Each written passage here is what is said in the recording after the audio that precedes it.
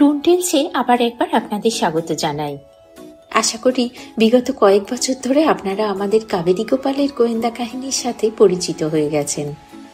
এবারে প্রস্তুত করছি এই গোয়েন্দা সিরিজের ১২তম গল্প বিষাক্ত সাক্ষাৎ।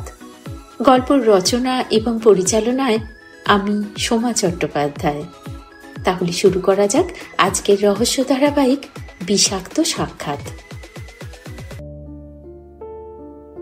দুর্গাপুজো সবে শেষ হয়েছে। কুমোরটুলিতে লক্ষ্মী প্রতিমার ওপরে শেষ তুলির টান চলছে। ছোট বড় বিভিন্ন দেবী মূর্তিতে বাজার ভরে গেছে। কাবেরীর বাড়িতেও লক্ষ্মী পুজোর প্রস্তুতি চলছে। নিবারণ গরম নাড়ুর কড়াইটা কাবেরীর সামনে নামিয়ে রেখে বলল, টিভি দেখতে দেখতে এগুলো পাকিয়ে দাও দেখি। কাবেরী বাইরের ঘরের সোফার উপর বসে টিভিতে খবর শুনছিল। সেই দিকেই চোখ রেখে সেন্টার টেবিলের উপর রাখা স্ট্যান্ড সমেত কড়াইটা কাছে টেনে আনলো।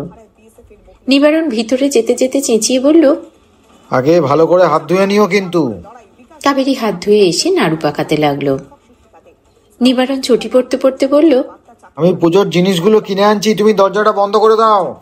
কিন্তু উঠে দরজা বন্ধ করার আগেই বেল বাজলো। কাবেরী টিভিটা মিউট করে উঠতে গেল। একজন ভদ্রলোক দরজা খুলে ঢুকে বললেন, এটা কি ডিটেকটিভ কাবেরীর বাড়ি? কাবেরী উঠে দাঁড়িয়ে বলল, হ্যাঁ আসুন। ভদ্রলোক ভিতরে এসে সোফায় বসলেন। তারপর নাড়ুর থালাটার দিকে তাকিয়ে বললেন, আমার মা খুব ভালো নাড়ু বানাতেন। কাবেরী একটা ছোট প্লেটে করে দুটো নাড়ু ওনাকে দিয়ে বলল, এই নিন একটু টেস্ট করুন। উনি খেয়ে বললেন, বাহ, এটাও ভালো হয়েছে। কাবেরী ওনাকে এক গ্লাস জল দিল। উনি এক চুমুকে পুরো জলটা খেয়ে ফেললেন। ফ্যানের নিচে বসে উনি খুব ঘামছিলেন। অথচ এখন শেষ অক্টোবরে গরম তো তেমন নেই, উল্টে বাতাসে একটা হালকা শিশিরে ভাব আছে। উনি জল খেয়ে পকেটে হাত ঢোকালেন, হয়তো রুমাল খুঁজছেন। কাবেরী বলল, এবার বলুন আপনার কি প্রবলেম। উনি বললেন, বাসে পার্সটা পিকপকেট হয়ে গেছে। কাবেরী একটু অবাক হয়ে বলল, সেই জন্যই কি আপনি আমার কাছে এসেছেন? উনি সে কথার কোনো উত্তর না দিয়ে বললেন, আর এক গ্লাস জল দেবেন? ওনাকে খুব অস্থির লাগছিল। কাবেরী উঠে জল নিয়ে এসে দেখল উনি সোফায় শুয়ে পড়েছেন, মুখটা একটা কুশনের আড়ালে। কাবেরী মেঝে থেকে ওনার পা দুটো সোফায় তুলে দিতে দিতে বলল, আপনার কি খুব শরীর খারাপ করছে? দাঁড়ান, আমি ডাক্তার ডাকছি। বলে মুখের ওপর থেকে কুশানটা সরাতে গিয়ে দেখল ওনার কোনো সাড় নেই। চোখে মুখে যন্ত্রণার ছাপ, মুখ দিয়ে গ্যাঁজলা বেরিয়ে গেছে, আর তাতে কিছুটা নারকেল নাড়ুও লেগে রয়েছে। কাবেরী বেশ ভয় পেয়ে গেল। নিবারণ সেই সময় বাজার করে ফিরল। কাবেরী ওকে সব কথা জানালো। নিবারণ বলল, আরে শিগগির ডাক্তার ডাকো। কিছুক্ষণের মধ্যেই ডাক্তার এসে গেলেন এবং ভদ্রলোককে ভালো করে দেখে মৃত বলে ঘোষণা করলেন। কাবেরী কম্পিত হস্তে থানায় ফোন করল।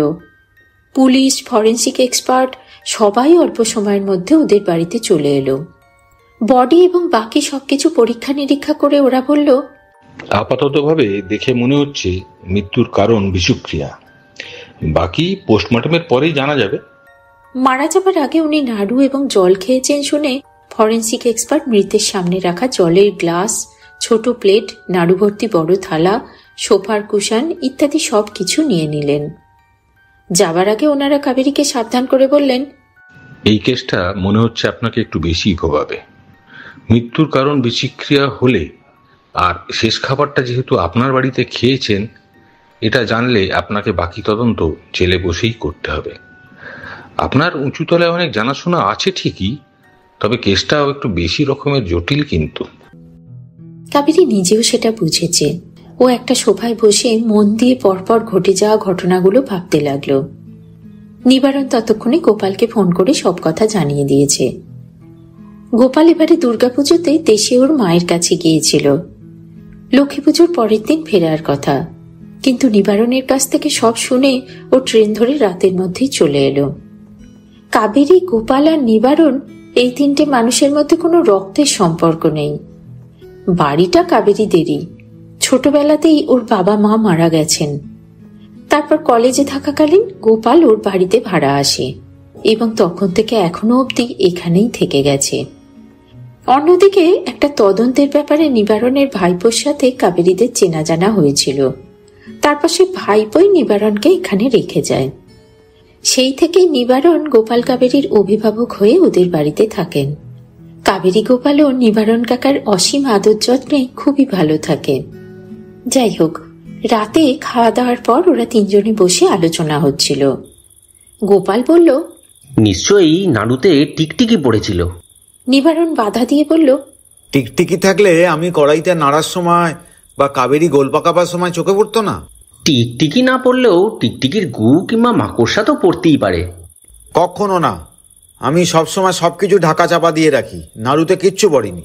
তাহলে লক্ষ্মী ঠাকুরের জন্য বানানো প্রসাদ উনি ঠাকুরের আগেই খেয়ে নিয়েছেন বলে মনে হয় এমনটা হয়েছে।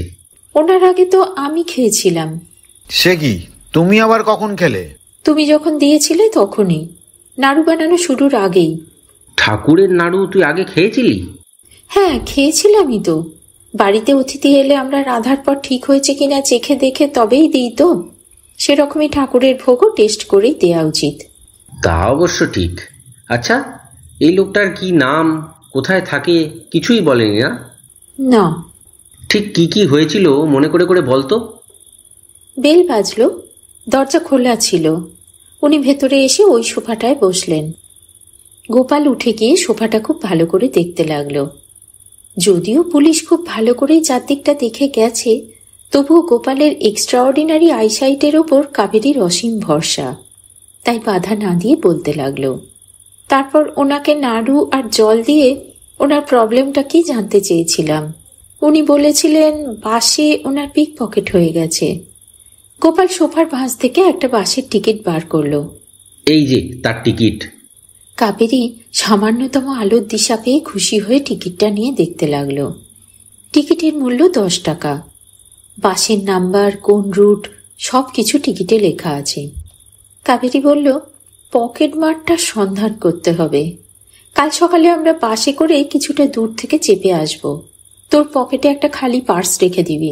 খালি পার্স পকেট মারের জন্য? হ্যাঁ। না না, পুরো খালি রাখলে মারধর করতে পারে। 500 টাকার একটা নোট রেখে দেবো। যা খুশি রাখিস, কিন্তু খুব সজাগ থাকবি। আরে সে ব্যাপারে একদম নিশ্চিন্ত থাক। আমি একবার ইঁদুরের গর্ত থেকে টাকা নিয়ে এসেছিলাম। ইঁদুরে তোমার টাকা চুরি করেছিল? হ্যাঁ গো, বাড়িতে খুব ইঁদুর হয়েছিল। যা পাচ্ছিল সব নিয়ে পালাচ্ছিল। তারপর টাকা পয়সাও নিতে লাগলো, কিন্তু ওদের গর্তটা কোথায় খুঁজে পাচ্ছিলাম না। শেষে আমাদের বাড়িতে কাজ করতো কমলা মাসি, সেই বুদ্ধি দিল। বলল টাকার সাথে একটা কালো সুতো বেঁধে সুতোর অন্য দিকটা নিজের হাতে বেঁধে রেখে দাও। আর তুমি বেঁধে রাখলে? হ্যাঁ, রাখলাম। তারপর মাঝরাতে সুতোয় টান পড়তে ইঁদুরের পিছন পিছন গিয়ে উঠোনে ওর গর্তটা দেখে ফেললাম। আর ইঁদুরটা সুতোটা না কেটেই তোমার সাথে গর্ত পর্যন্ত গেল? হ্যাঁ, গেল তো।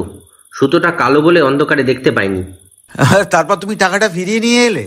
হ্যাঁ গো, শুধু সেই টাকাটাই নয়, আগের দিনের টাকাগুলোও ফেরত পেয়ে গিয়েছিলাম। খুব সঞ্চয়ী ইঁদুর তার মানে বলতে হবে। খেয়ে ফুরিয়ে না পেলে টাকাগুলো জমিয়ে রেখে দিয়েছিল। কাবেরী ওদের কথা একটুও শুনছিল না। অন্যমনস্কভাবে বলল, কিন্তু আমরা যে বাসে উঠব সেটাতেই যে পকেটমার উঠবে তারও তো কোনো নিশ্চয়তা নেই। তাছাড়া বাসটা হাওড়ার দিক থেকে আসছিল নাকি বেহালার দিক থেকে আসছিল সেটাও জানি না। শুধুমাত্র একটা বাস টিকিট আর পকেটমার, এই দুটো তথ্য সম্বল করে কী বা করতে পারবো? যখন আর কোনো তথ্যই নেই তখন এটা ধরেই এগোতে হবে তো। সেটাই। কখন বেরোবি? আজ ভদ্রলোক সকাল 9:45টার সময় এসেছিলেন। ওই সময় বাসে সব থেকে বেশি ভিড় থাকে। কাল আমরা 9:30টার সময় বেরোবো। তারপর যতক্ষণ না পাই ঘুরতে থাকবো। পরের দিন কাবেরী আর গোপাল 9:30টার সময় বেরিয়ে বাসে করে বিভিন্ন দিকে ঘুরতে লাগলো। লক্ষ্মী পুজো বলে বাসে ভিড় অন্য দিনের থেকে অনেক কম। 10 টাকা ভাড়া তখন খুব বেশি দূর থেকে উনি আসেননি। তাই ওরা কিছুটা দূর পর্যন্ত গিয়ে নেমে আবার অন্য বাসে উঠছিল। কিন্তু বেলা 12টা পর্যন্ত বিভিন্ন বাসের রুটে বিভিন্ন দিকে ঘুরেও গোপালের পার্স আর তার ভিতরের 500 টাকা অক্ষতই রয়ে গেল। ওরা একটা বাস স্টপে বসে বসে ভাবছিল কি করা যায়। গোপাল বলল, লোকে পকেটমারের হাত থেকে কি করে বাঁচা যায় তাই ভাবে, আর আমরা সকাল থেকে এত করে চেয়েও একটা পকেটমারের দেখা পেলাম না। কাবেরী উদাসভাবে রাস্তার দিকে তাকিয়েছিল। একটা গাড়ি সামনের দিকে গিয়ে আবার ফিরে এলো। চালক জানলার কাঁচ খুলে মুখ বার করে বলল, কিরে দুই মূর্তিমান, এখানে বসে কোথায় যাচ্ছিস? ওরা দেখলো ওদের কলেজের বন্ধু সুবীর চালকের আসনে বসে আছে। সুবীর পুলিশে কাজ করে। এর আগেও অনেকবার কাবেরীকে হেল্প করেছে। কাবেরী কথা না বাড়িয়ে গোপালের সাথে গাড়িতে উঠে বসে বলল, নে চল, বলছি। কিন্তু তোরা যাবি কোথায়? আপাতত তুই যেখানে যাচ্ছিস সেখানেই চল, যেতে যেতে সব কথা বলছি। বলা হয়ে গেলে নেমে বাস ধরে বাড়ি ফিরে আসব। বেশ, বল। কাবেরী সবকিছু সুবীরকে বলল। শুনে সুবীর বলল, কিন্তু তোদের প্ল্যানটা কি? আপাতত পকেটমার খুঁজে বার করা। বেশ, ধরলাম তোরা কোনো এক পকেটমারের দেখা পেলি। সেই যে আগের দিনের পকেটমার হবেই, এর তো কোনো গ্যারেন্টি নেই। না, তা অবশ্য নেই। আর যদি সে আগের দিনের পকেটমার হয়ও, তাহলেও কি তোরা যেই ওই মৃত ব্যক্তির পার্স চাইবি অমনি সে এই নিন বলে তোদের দিয়ে দেবে? ধোলাই দিয়ে কথা আদায় করতে হবে। কে ধোলাই দেবে? তুই কোনোদিন ক্যারেটে ট্যারেটে শিখেছিস নাকি তোর ওই সাকরেদ গোপাল, যার পিঁপড়ের দুঃখেও চোখে জল এসে যায়? কাবেরী চুপ করে রইল। পুলিশি ধোলাই কেমন হয় সে সম্বন্ধে তোদের কোনো আইডিয়া আছে? গোপাল বলল, আমরা তাহলে পকেটমারটাকে ধরে পুলিশের হাতে তুলে দেব, ওরাই কথা বার করবে। হ্যাঁ, তখন আসল তদন্ত ছেড়ে পকেটমারের তদন্তে সময় নষ্ট করতে থাকবি? কাবেরী অধৈর্য হয়ে বলল, কিন্তু উপায় বা কি? এই এক পকেটমারি ছাড়া আমাদের কাছে তো আর কোনো তথ্যই নেই। একটা লোকের নাম ধাম কিচ্ছু না জেনে তাকে কে মারলো সে তদন্ত করব কি করে? তা অবশ্য ঠিক। কাবেরী আবার বলতে লাগলো, অবশ্য পার্স পেলেই যে তার মধ্যে আধার কার্ড প্যান কার্ড সব পেয়ে যাব এমন কোনো মানেও নেই। তখন আবার নতুন করে ভাবতে হবে। ঠিক আছে, এখনই এত হতাশ হবার কিছু নেই। আমার সন্ধানে একটা পকেটমারদের লিডার আছে, তার থেকে খবর করছি। কি? পকেটমারদের লিডার তোর বন্ধু? না না, বন্ধু না, তবে চিনি। আসলে পকেটমারি করা পার্সে অনেক সময় টাকা পয়সা ছাড়াও আধার কার্ড প্যান কার্ড এইসবও থাকে। সে তো থাকেই, কিন্তু সেগুলো পকেটমারদের কোনো কাজে লাগে না, তাই ওগুলো দিয়ে ওরা কিছু এক্সট্রা ইনকাম করার চেষ্টা করে। কি রকম? প্রথমে টাকা পয়সাগুলো সরিয়ে ফেলে, তারপর জনহিতৈষী সেজে পার্সের মালিককে বলে, আপনার ব্যাগ উদ্ধার করার চেষ্টা করছি বলে ওই সব কার্ড সমেত পার্স ফিরিয়ে দেয়। সেটা ওদের উপরি পাওনা হয়ে যায়। বাবা! আমরা কখনো কখনো এদের ধরি, আবার কখনো জেনে বুঝেও চোখ বন্ধ করে রাখি, যাতে তার সাহায্যে অন্যদের খবর পেতে পারি। পুরো ফাঁকি। সেরকমই একজন হলো বাপি। বেটা সাধু পুরুষ সেজে ঘুরে বেড়ায়, আসলে অনেক পকেটমারের খবর ওর কাছে থাকে। সুবীর রাস্তার ধারে গাড়িটাকে রেখে বাপিকে ফোন লাগালো। ফোন ওঠাতে সংক্ষেপে জানালো একজন মারা গেছে, আর মারা যাওয়ার আগে তার পকেটমারি হয়েছিল। ডেড বডি শনাক্তকরণের জন্য তার পার্সটা খুবই দরকার। কটার সময় এবং কোন বাসে সেটাও জানিয়ে দিল। বাপি জানালো সে খোঁজ নিয়ে বলছে। কাবেরীরা নেমে গেল আর সুবীর চলে গেল। সে আজ লক্ষ্মী পুজোর জন্য ছুটি নিয়েছে। বিকেল 4টে নাগাদ সুবীরের ফোন এলো। বাপি কয়েকটা পার্স উদ্ধার করেছে। বেহালাবাজার মেট্রো স্টেশনে গিয়ে ওকে ফোন করলে ও এসে দিয়ে যাবে। কাবেরী আর গোপাল ওদের সাদা শার্ট আর ব্ল্যাক প্যান্ট পরে বেরিয়ে গেল। এই ড্রেসটা পরলে অনেক সময় লোকে ওদের পুলিশের লোক বলে ভুল করে। সুবীরও আসতে চেয়েছিল, কিন্তু কাবেরী বারণ করলো। ওর বাড়িতে লক্ষ্মী পুজো আছে, এখন ওর পক্ষে বেরোনো মুশকিল হবে। কাবেরীদের বাড়ির লক্ষ্মী পুজোর জোগাড় নিবারণ একাই করে যাচ্ছে। সন্ধ্যেবেলায় পুরোহিত এসে পুজো করবে। বেহালা বাজারে পৌঁছে কাবেরীকে নামিয়ে দিয়ে গোপাল মোটরসাইকেল রাখতে গেল। কাবেরী ফোন করতে একটা চায়ের দোকান থেকে বাপি বেরিয়ে এসে বলল, পচাকে ফোন করে দিয়েছি ম্যাডাম, ও এক্ষুনি পার্সগুলো নিয়ে চলে আসবে। কাবেরী আলতো করে একটা বলল। বাপি বলল, আপনি কি সুবীর স্যারের থানায় নতুন ট্রান্সফার হয়ে এসছেন নাকি? কাবেরী বুঝল সুবীর ওকে পুলিশ বলে পরিচয় দিয়েছে। ও সেই ভাবটাই বজায় রেখে বলল, কেন? না, আমি এমনি জিজ্ঞেস করছি। সুবীর স্যারের হয়ে আমি অনেকদিন কাজ করি, এবার থেকে আপনারও কাজ করব।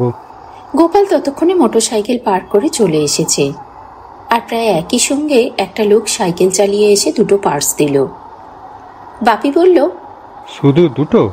লোকটা বলল, হ্যাঁ, ওই বাস থেকে এই দুটোই পাওয়া গেছে। লোকটা চলে গেল।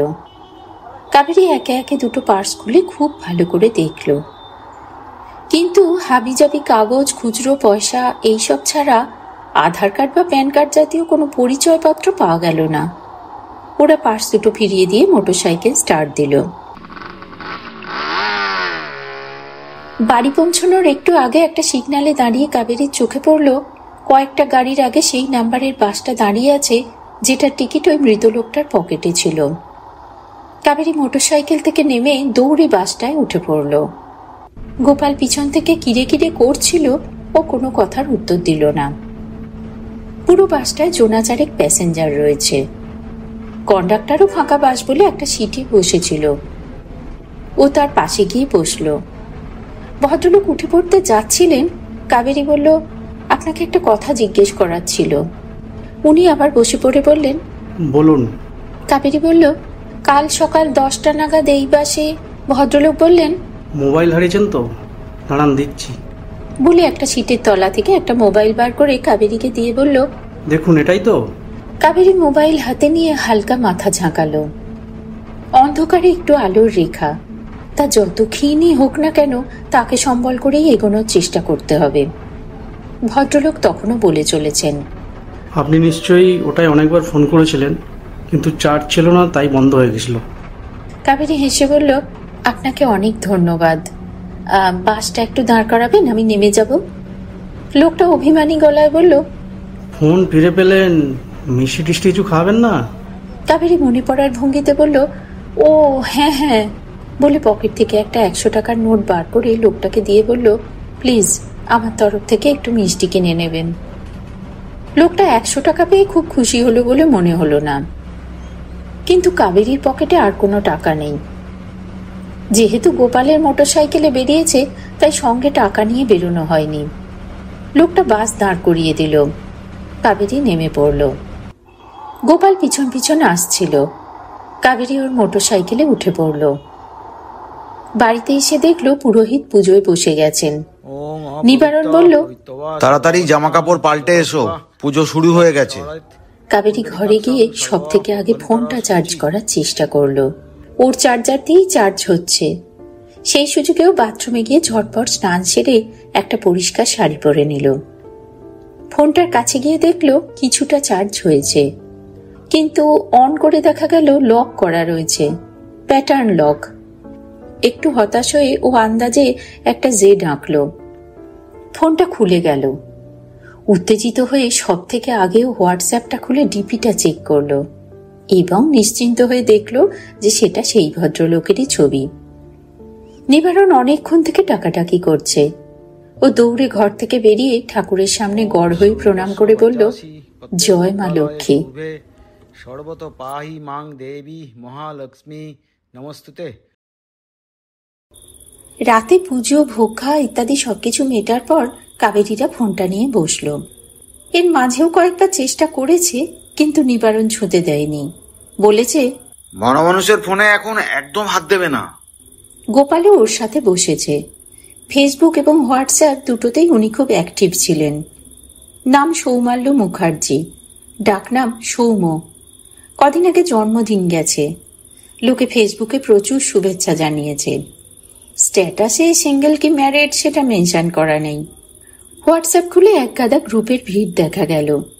স্কুলের বন্ধুদের গ্রুপ, কলেজের গ্রুপ, বেশ কিছু পার্সোনাল মেসেজও রয়েছে। যতদূর মনে হচ্ছে ওনার কিছু একটা বিজনেস ছিল, কিন্তু সেটা কিসের সেটা ওরা বুঝে উঠতে পারল না। 5 নম্বরটা পাঠিয়ে দিও, কাল ট্রাক আসবে, কিছু লাগলে বলো, ইত্যাদি ইত্যাদি। একজনের সাথে কথোপকথন পরে মনে হলো উনি ওর দিদি। কাবেরী নিজের ফোন থেকে ওনাকে একটা ফোন করলো, কিন্তু কয়েকটা রিংয়ের পর উনি কেটে দিলেন। অনেকেই আননোন নাম্বার ধরতে চায় না, ও হোয়াটসঅ্যাপ মেসেজ করে লিখল, সৌমাল্যবাবুর ব্যাপারে জরুরি কথা আছে। সিঙ্গেল টিক হয়ে রইল, অর্থাৎ ভদ্রমহিলার নেট অফ, অপেক্ষা করতে হবে। গোপাল একটা ক্রেডিট কার্ড দেখিয়ে বলল, এই দেখ, এটা আমি কি জোগাড় করেছি। কাবেরী হাতে নিয়ে দেখল সেটাতে সৌমাল্যবাবুর নাম লেখা রয়েছে। খুব অবাক হয়ে বলল, এটা তুই কোথায় পেলি? পকেট মারি করে। মানে কার পকেট মারলি? পকেট মারের। প্লিজ একটু বুঝিয়ে বলবি? পচা বলে ওই লোকটা যখন পার্স দুটো এনে বাপিকে দিল, তখন একটা পার্স থেকে এই কার্ডটা বেরিয়েছিল। বাপি সেই লোকটার সাথে কথা বলতে বলতে বাঁ হাত দিয়ে সরিয়ে নিজের পিছনের পকেটে রেখে দিয়েছিল। তুই ওদের কথা শুনছিলি বলে খেয়াল করিসনি। তারপর তোরা যখন পার্সগুলো দেখছিলি, তখন আমি চুপি চুপি ওর পিছনে গিয়ে কার্ডটা তুলে নিয়েছিলাম। তাড়াতাড়িতে ওটা বেশি ভেতরে ঢোকাতে পারিনি, একদম ওপরেই ছিল। কাবেরী বড় করে হেসে বলল, চোরের উপর বাটপাড়ি বলে একটা কথা শুনেছিলাম, কিন্তু পকেট মারার কথা জীবনে প্রথম শুনলাম। নিবারণ কাজ করতে করতে বলল, তোমার ইঁদুরের গর্ত থেকে টাকা ফেরত আনার কথাটা এখন বিশ্বাস করলাম। ফোন বেজে উঠল। হ্যালো। হ্যালো, আমি সৌমাল্য দিদি বলছি। আপনি মেসেজ করেছিলেন, ওর ব্যাপারে কথা বলতে চান? হ্যাঁ, সৌমাল্যবাবু এখন কোথায়? ব্যবসার কাজে দুদিনের জন্য মালদা গেছে। ও, কবে গেছেন? কাল সকালে গেছে। এসব কথা কেন জিজ্ঞাসা করছেন? আপনাকে ঠিক চিনতে পারছি না। আমি কাবেরী, একজন প্রাইভেট ইনভেস্টিগেটর। কাল সকালে আপনার সঙ্গে দেখা করতে চাই। আপনার অ্যাড্রেসটা একটু বলবেন প্লিজ? Private investigator? কিন্তু কেন? আমি তো কিছুই বুঝতে পারছি না। আপনি প্লিজ আপনার অ্যাড্রেসটা বলুন, না হলে আপনিই আসুন না আমার বাড়িতে। ঠিক আছে, বলছি, লিখুন। উনি ওনার অ্যাড্রেসটা বলে দিলেন। কাবেরী সেটা লিখে নিল। পরের দিন সকাল 9:30টার সময় ওনার বাড়ি যাবার কথা বলে ও ফোন রেখে দিল। প্রায় সঙ্গে সঙ্গেই সৌমাল্যর ফোনটা বেজে উঠল। স্ক্রিনে ভেসে উঠল দিদি কলিং। কাবেরী রিসিভ করল না। কেটে যাওয়ার পর আবার ফোনটা নিয়ে অনেকক্ষণ ধরে ভালো করে দেখল। বেশ কিছু নোটও করে নিল। ফোনটাকে অফ করে ওর ব্যাগেই রেখে দিল। ঠিক করলো এটা এক্ষুনি পুলিশকে ফেরত দেবে না। গোপাল আর নিবারণ আগেই শুয়ে পড়েছিল। কাবেরীও লাইট অফ করে শুয়ে পড়ল। পরের দিন সকাল 9:30টায় ও সৌম্যর দিদির বাড়ি গেল। গোপাল অফিস যাবার পথে ওকে নামিয়ে দিয়ে গেল। গেটের পাশে নাম লেখা রয়েছে অমরেশ ব্যানার্জি, মালা ব্যানার্জি, অঙ্কিত ব্যানার্জি। একজন মধ্যবয়স্ক ভদ্রলোক দরজা খুললেন। ইনি বোধহয় সৌমাল্যর জামাইবাবু। কাবেরী বলল, নমস্কার, আমি কাবেরী। কাল রাতে ফোন করেছিলাম। হ্যাঁ হ্যাঁ, আসুন। আমি সৌম্যর জামাইবাবু অমরেশ ব্যানার্জি। উনি ওকে ভিতরে নিয়ে গিয়ে বসালেন। নিজে অন্য একটা চেয়ারে বসলেন। ভিতর থেকে সৌম্যর দিদি বেরিয়ে এসে উতলাভাবে বলল, কাল থেকে এতবার ভাইকে ফোন করছি, কিন্তু কিছুতেই ফোন ধরছে না। ওর কি হয়েছে কিছু জানেন? কাবেরী ওনাকে একে একে সব কথা বলল। শুনে উনি প্রচন্ড আপসেট হয়ে পড়লেন। তারপর কাবেরীকে বললেন, নাড়ুতে কি এমন ছিল যে খেয়ে ভাই একেবারে শেষ হয়ে গেল? কাবেরী বলল, না, নাড়ুতে কিছু ছিল না। সে নাড়ু আমি নিজেও খেয়েছি। তবে নাড়ুতে যদি কিছু নাই থাকে, ওটা খাবার পরেই কেন এমন হলো? সেটা জানার জন্যই আমি আপনার কাছে এসেছি। দেখুন, আপনার ভাইকে কাল পর্যন্ত আমি চিনতামও না। ওনাকে আমি কেন মারতে যাব? উনি আমার বাড়িতে মারা যাওয়ার ফলে আমার নিজেরও যথেষ্ট বিপদ হয়েছে। ভদ্রমহিলা চুপ করে ভাবতে লাগলেন। কাবেরী আবার বলল, আপনি যদি একটু সাহায্য করেন তো আমি নিশ্চয়ই ওর খুনিকে শনাক্ত করতে পারবো। ওর জামাইবাবু এতক্ষণ চুপ করে বসেছিলেন। এবার নীরবতা ভাঙলেন। ওর পক্ষে এখন কথা বলা মনে হয় সম্ভব হবে না। কিন্তু মালা নিজেকে একটু সামলে নিয়ে ভাঙা গলায় বললেন, না না, আমি ঠিক আছি, বলছি। বলুন, কি জানতে চান? ওনার সম্বন্ধে যা যা জানেন সব বলুন। মানে উনি কোথায় থাকতেন, বাড়িতে আর কে কে আছে, কি করেন, ওর কি কোনো শত্রু আছে যে এই কাজটা করে থাকতে পারে? ভদ্রমহিলা একে একে সব বলতে লাগলেন। ওনারা 3 ভাই বোন, বড় জয়মাল্য, মেজ উনি নিজে মালা, আর ছোট যিনি মারা গেছেন অর্থাৎ সৌমাল্য বা সৌম। মালার বিয়ের পরপরই ওদের মা মারা গিয়েছিল। সৌম তখন 3rd ইয়ারে পড়ত। মালা ওকে মায়ের অভাব বুঝতে না দিয়ে মাতৃস্নেহেই বড় করেছে। সৌমর বৌদি পুষ্পাও ওকে যথেষ্ট স্নেহ করতেন। গ্র্যাজুয়েশনের পর সৌম চাকরির অনেক চেষ্টা করেছিলেন, কিন্তু কোনো চাকরি পাননি। তখনই উনি ব্যবসার কথা ভাবতে শুরু করেন। বেশ কয়েকটা ব্যবসায় ফেল করে অবশেষে বর্তমান ব্যবসায় আসেন। কাবেরী জিজ্ঞেস করল, কিসের ব্যবসা?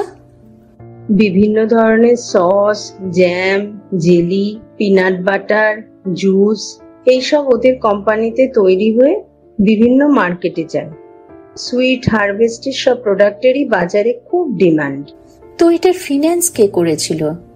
মানে এত মেশিনপত্র আরো সবকিছুর জন্য তো অনেক টাকার প্রয়োজন। সেটা কি উনি ব্যাংক লোন নিয়েছিলেন?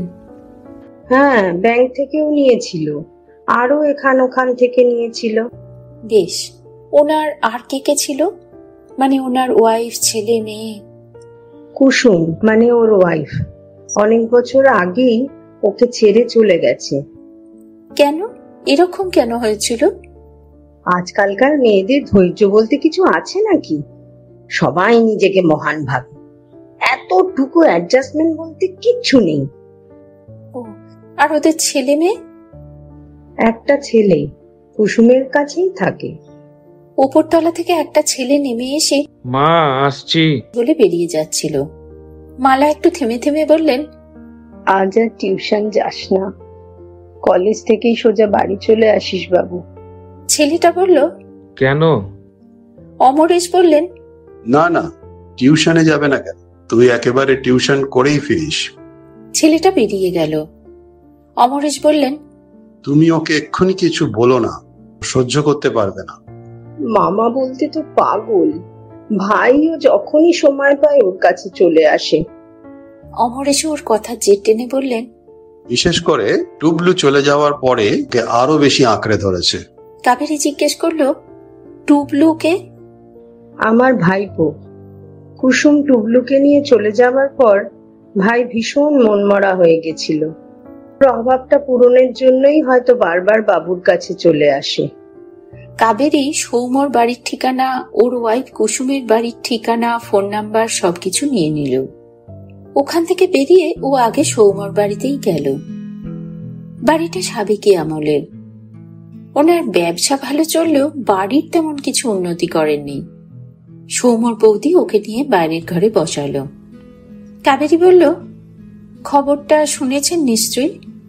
উনি চোখ মুছে বললেন, হ্যাঁ, মালা ফোনে বলল।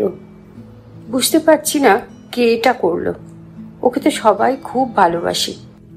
কাবেরী বলল, ওনার দাদা বাড়ি নেই? স্নান করতে গেছে। বাথরুম থেকে জলের আওয়াজ আসছে। বাড়িতে আর কে কে থাকেন? শ্বশুর মশাই আছেন, উনি শয্যাশায়ী। একজন আয়া দেখাশোনা করে, আর ছেলে কলেজে গেছে। একটাই ছেলে আপনার? হ্যাঁ। ও কোন কলেজে পড়ে? সুরেন্দ্রনাথ কলেজে, বাংলায় অনার্স নিয়ে। কাবেরী সৌমর ঘরটা দেখতে চাইল। উনি নিয়ে গেলেন। পুরো ঘরটা আবর্জনাতে ঠাসাই। লাল রঙের মেঝে, পুরনো আমলের খাট, দেয়ালে রাজ্যের পুরনো ক্যালেন্ডার, একটা বিবর্ণ হয়ে যাওয়া ছবিতে শুকনো মালা পরানো। ছবিটা হয়তো সৌমর মায়ের ছবি। দুটো রংচটা আলমারি, তার থেকে চাবি ঝুলছে। একটা খুলে দেখা গেল ভিতরে কিছু পোটলা পাকানো জামা কাপড় রাখা রয়েছে। অন্যটায় রাজ্যের হিসেবের খাতাপত্তর। কাবেরী একটু উল্টে পাল্টে দেখতে লাগলো। খুব একটা উল্লেখযোগ্য কিছু চোখে পড়ল না। ভিতর থেকে একটা পুরুষ কণ্ঠ শোনা গেল, পুরো খিচুড়িটাই মেরে দিল। কেউ একজন মহিলা বললেন, হ্যাঁ, ভোগের খিচুড়ি তো, বোধহয় ওনার ভালো লেগেছে খেতে। সৌমর দিদি ব্যস্ত হয়ে বললেন, উনি স্নান করে বেরিয়েছেন, আমি ডেকে আনছি। উনি বেরিয়ে গেলেন। একটু পরে একজন ভদ্রলোক গামছা পরে খালি গায়ে ওর ঘরে এসে বেশ গদগদ ভঙ্গিতে বললেন, আপনি খবরটা দিয়ে আমাদের খুব উপকার করেছেন। মালা বলল আপনি ওর বাড়ি গিয়েছিলেন। কাবেরী অন্যদিকে তাকিয়ে বলল, আপনি ড্রেস পরে আসুন, আমি ততক্ষণে আপনার বাবার সাথে দেখা করে আসছি। ভদ্রলোক যেন এতক্ষণে খেয়াল করলেন যে তার ওইভাবে আসাটা উচিত হয়নি। একটু হোঁচট খেয়ে বললেন, ও হ্যাঁ, আচ্ছা তাই যাই। কাবেরী ওনার বাবার ঘরে গিয়ে দেখল একজন ভদ্রমহিলা একটা চেয়ারে বসে মোবাইল দেখছেন আর একজন অত্যন্ত বৃদ্ধ ভদ্রলোক শুয়ে আছেন। কাবেরীকে দেখে মহিলা উঠে দাঁড়ালেন। কাছে যেতে বৃদ্ধ ক্ষণক্ষণে গলায় বললেন, বসো, ভাত খেয়েছো? রীতা, বৌমাকে বলো তো ওকে কিছু খেতে দিতে। রীতা নামক আয়াটি বেরোতে যাচ্ছিল, কাবেরী ওনাকে বারণ করল।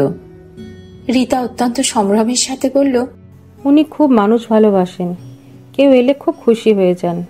কাবেরী হালকা হেসে বলল, উনি এই অবস্থায় কতদিন আছেন? আমি তো 1 বছর ধরে আসছি, তবে উনি তার অনেক আগে থেকে এরকম আছেন। ও, আপনাকে কে রিক্রুট করেছিল? মানে আপনাকে পেমেন্ট কে করেন? সৌম্যবাবু। এবারই সব খরচ খরচা উনিই করতেন। উনি খুব ভালো, মেয়েদের খুব সম্মান করতেন। মেয়েটির গলা ধরে এলো, কথা শেষ করতে পারলেন না। কাবেরী বলল, আচ্ছা কাল সকালে উনি যখন বেরিয়েছিলেন তখন কি আপনি এসে গিয়েছিলেন? হ্যাঁ। উনি বেরোবার আগে ঠিক কি কি হয়েছিল একটু বলবেন? বৌদি লক্ষ্মী পুজোর জোগাড় করছিলেন, আমাকে বললেন সৌম্যবাবুকে খাবারটা বেড়ে দিতে। আমি দিলাম, উনি খেয়ে বেরিয়ে গেলেন। ও, কি কি খেয়েছিলেন? কদিন ধরে ওনার হজমে প্রবলেম চলছিল বলে বৌদি পাতলা করে খিচুড়ি করে দিয়েছিল, সেটাই খেয়েছিল। আর কোনো খাবার সঙ্গে নিয়েছিলেন? না। কি করে জানলেন? আপনি জিজ্ঞেস করেছিলেন? না, ওর ব্যাগে জলের বোতল ঢোকাতে গিয়ে দেখেছিলাম। ব্যাগ? কি রকম ব্যাগ? আমাদের বাড়িতে উনি যখন এসেছিলেন তখন তো ওনার সঙ্গে কোনো ব্যাগ ছিল না। নীল রঙের একটা পিঠের ব্যাগ। উনি যখন বাইরে কোথাও যেতেন তখন ওটা সঙ্গে নিয়ে যেতেন। ওর মধ্যে 1 সেট করে ঘরের, 1 সেট করে বাইরের জামা কাপড়, গামছা, চিরুনি এসবই রাখা থাকতো। সৌম্যবাবুর দাদা ততক্ষণে একটা লুঙ্গি আর জামা পরে চলে এসেছেন। মেয়েটি আচমকা চুপ করে গেল। উনি গলা তুলে বললেন, কি গো ম্যাডামকে একটু চা জল দাও। ভিতর থেকে কোনো উত্তর আসার আগেই কাবেরী বলল, না আমি কিছু খাবো না। উনি লুঙ্গিটাকে হাঁটুর কাছে তুলে রীতা চেয়ারটাতে বসে পা নাচাতে নাচাতে বললেন, সৌম্য আপনাদের বাড়ি গিয়ে নারকেল নাড়ু খেয়ে এসেছিল। রীতা বারান্দায় গিয়ে ফোন দেখতে লাগলো। কাবেরী বুঝলো মেয়েটি ভদ্রলোককে এড়িয়ে চলেন।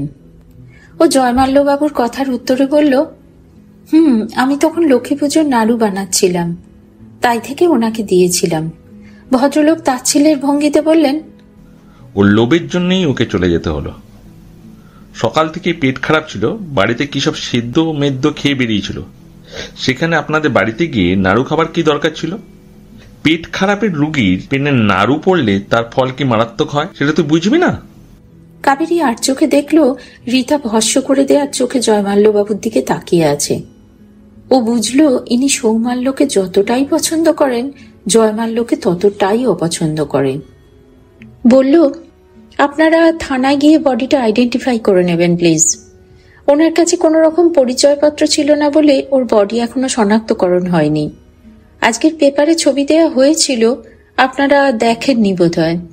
উনি মাছি ওড়ানোর ভঙ্গিতে বললেন, না ওসব পেপার টেপার দেখার সময় আমার হয় না। নিমু কলেজ থেকে ফিরুক, তারপরে ওই যাবে। ওনার স্ত্রী ততক্ষণে চা করে নিয়ে এসে কাবেরীকে দিয়ে বলল, এই নিন একটু চা খান। তারপর ওনার দিকে তাকিয়ে বলল, নিমুকে পাঠিও না, ও ছোটকাকে ভীষণ ভালোবাসে, ওর এরকম দৃশ্য সহ্য করতে পারবে না। জয়মাল্য খিঁচিয়ে উঠে বললেন, সহ্য করতে পারবে না মানে? ওকেই তো এখন থেকে সবকিছু বুঝে নিতে হবে নাকি? সমু ওর উপর কতটা ভরসা করতে জানো না? সোমাল্য মুখার্জির পর সুইট হারভেস্টের মালিক তো নির্মাল্য মুখার্জি হবে নাকি? উনি উইল করেছিলেন? সেসব জানি না, তবে করে থাকলে আমার ছেলেকেই করবে। ভাইপো বলতে পাগল একেবারে। আর কিছুক্ষণ কথা বলে কাবেরী ওখান থেকে বেরিয়ে পড়ল। বেরোবার আগে ওর একটা ভিজিটিং কার্ড সবার চোখের আড়ালে সৌম্যর বাবার ওষুধের ট্রের উপরে রেখে দিল। ও ওর মনে হচ্ছিল আয়াটি ওকে কিছু বলতে চায়, কিন্তু সবার সামনে হয়তো বলতে পারছে না, তাই ওর ফোন নাম্বার দেওয়াটা খুব জরুরি। ওখান থেকে ও ব্যাংকে গেল। সৌম্যবাবুর ব্যাংক অ্যাকাউন্টটা একবার দেখা দরকার। ব্যাংক ম্যানেজার ওর খুবই পরিচিত, অনেক রকম গোপন ইনফরমেশনই উনি ওকে দিয়ে থাকেন। কাবেরী সেই তথ্যগুলো তদন্তের কাজে লাগায় ঠিকই, কিন্তু কখনোই তার গোপনীয়তা ভঙ্গ করে না। ও সৌম্যবাবুর ক্রেডিট কার্ডটা ওনাকে দিয়ে তার সম্বন্ধে ডিটেল জানতে চাইল। উনি বললেন, ক্রেডিট কার্ড উনি খুব কমই ব্যবহার করতেন। গত বেশ কয়েক মাস ধরে মান্থলি চার্জেস ছাড়া আর কোনো বিল মেটাতে হয়নি। তবে ব্যাংক অ্যাকাউন্টে নিয়মিত ট্রানজাকশন হতো। মোট 4টে অ্যাকাউন্ট আছে এখানে, একটা সেভিংস, একটা কারেন্ট, একটা ফিক্সড ডিপোজিট আর একটা পিপিএফ। পিপিএফ আর ফিক্সড ডিপোজিটে মাঝে মধ্যে টাকা জমা দিতেন, কিন্তু সেভিংস আর কারেন্ট অ্যাকাউন্টগুলো খুবই ব্যবহার হতো। কাবেরী সেভিংস অ্যাকাউন্টের ট্রানজাকশন ডিটেলগুলো দেখতে চাইল। উনি স্ক্রিনটা কাবেরীর দিকে করে দিলেন। অনেক রকমের ট্রানজাকশনের মধ্যে 70,000-এর একটা ট্রানজাকশনে চোখ পড়ে গেল।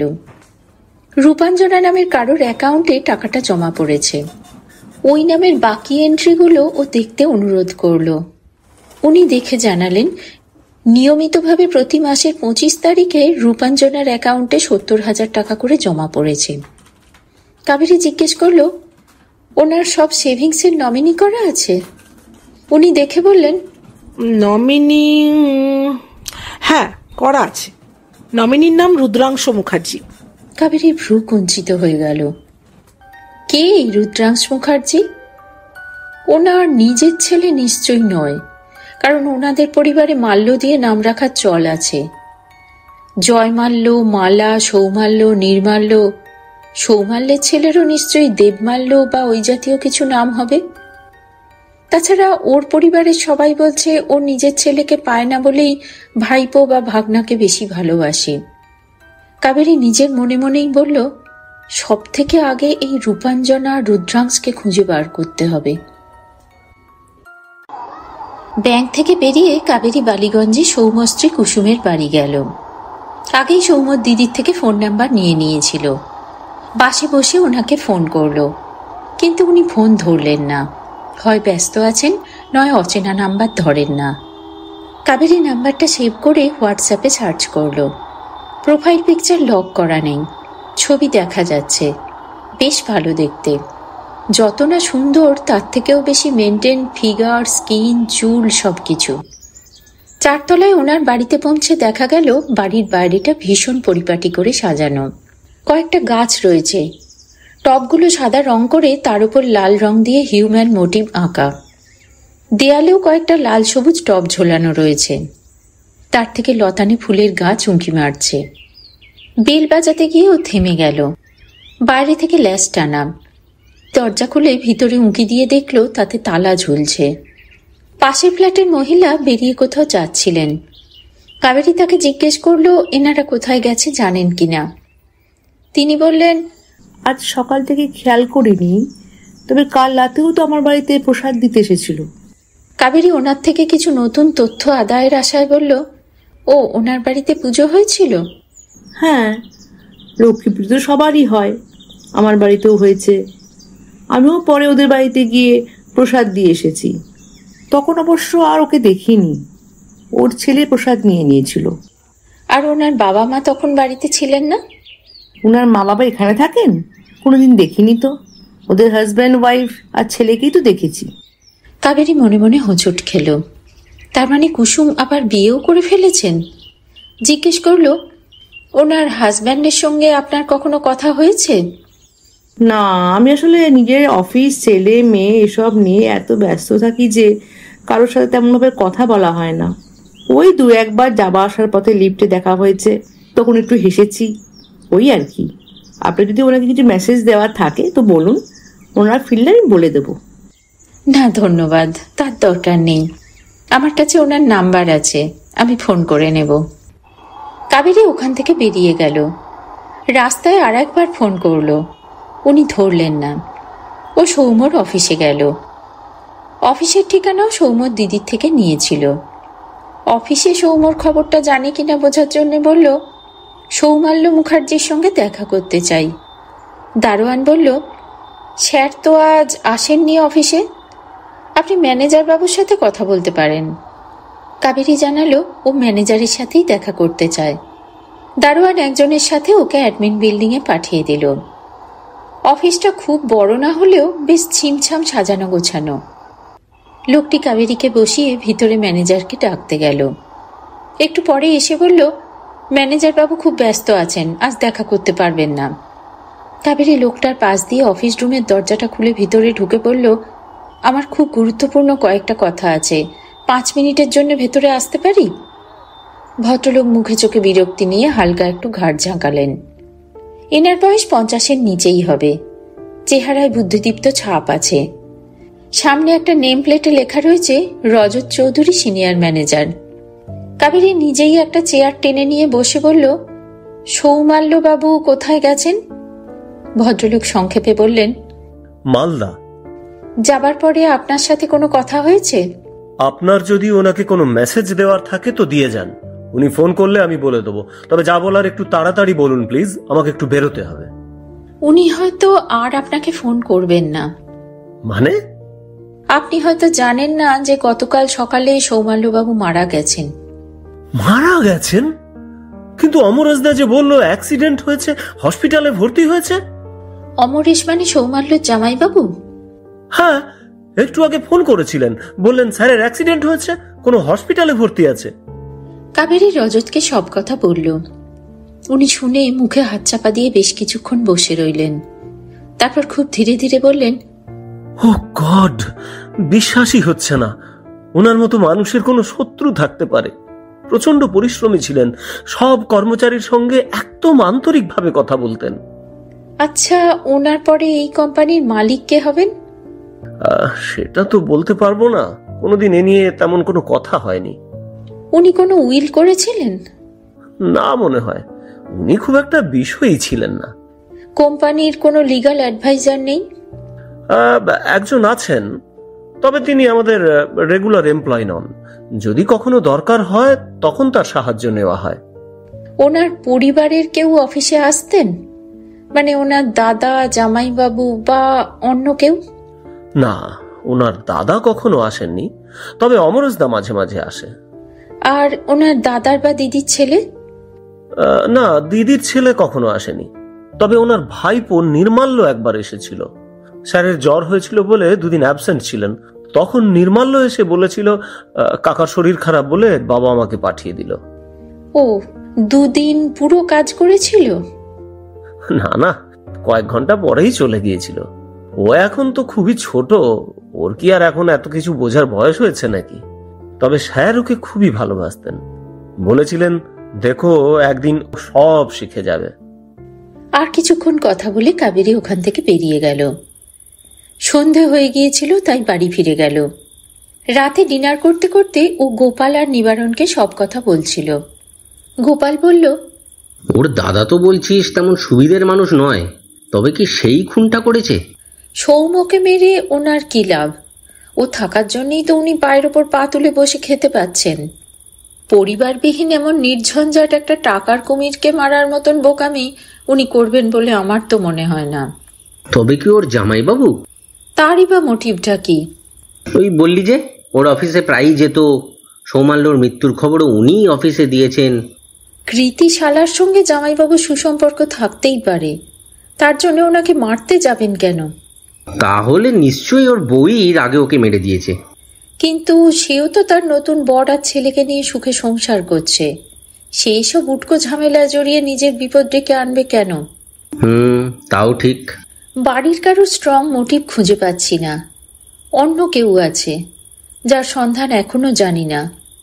থানায় একটু ফোন করতে হবে, পোস্টমর্টেম রিপোর্টটা জানা দরকার। ফোনটা বেজে উঠল, একটা আননোন নাম্বার। কাবেরী তুলে হ্যালো বলতে উল্টো দিকে প্রথমে কেউ কোনো কথা বলল না। তারপর খুব থেমে থেমে একজন বলল, আপনাকে অসময় বিরক্ত করছি, আসলে আমার কয়েকটা কথা খুব বলা দরকার মনে হলো তাই। কাবেরী ওনার কথার মাঝখানেই বলল, না রীতা ম্যাডাম, একদমই অসময় নয়। ইনফ্যাক্ট আমি আপনার ফোনের অপেক্ষাই করছিলাম। রীতা খুব অবাক হয়ে বলল, আপনি কি করে জানলেন যে আমি ফোন করব? আর আমার নামও তো আপনাকে বলিনি। সৌম্যবাবুর বাবা আপনাকে নাম ধরে ডেকেছিলেন, তখন শুনেছিলাম। আর আমার মনে হয়েছিল যে আপনার কিছু বলার আছে, তাই আমি আমার কার্ডটা ওখানে রেখে এসেছিলাম।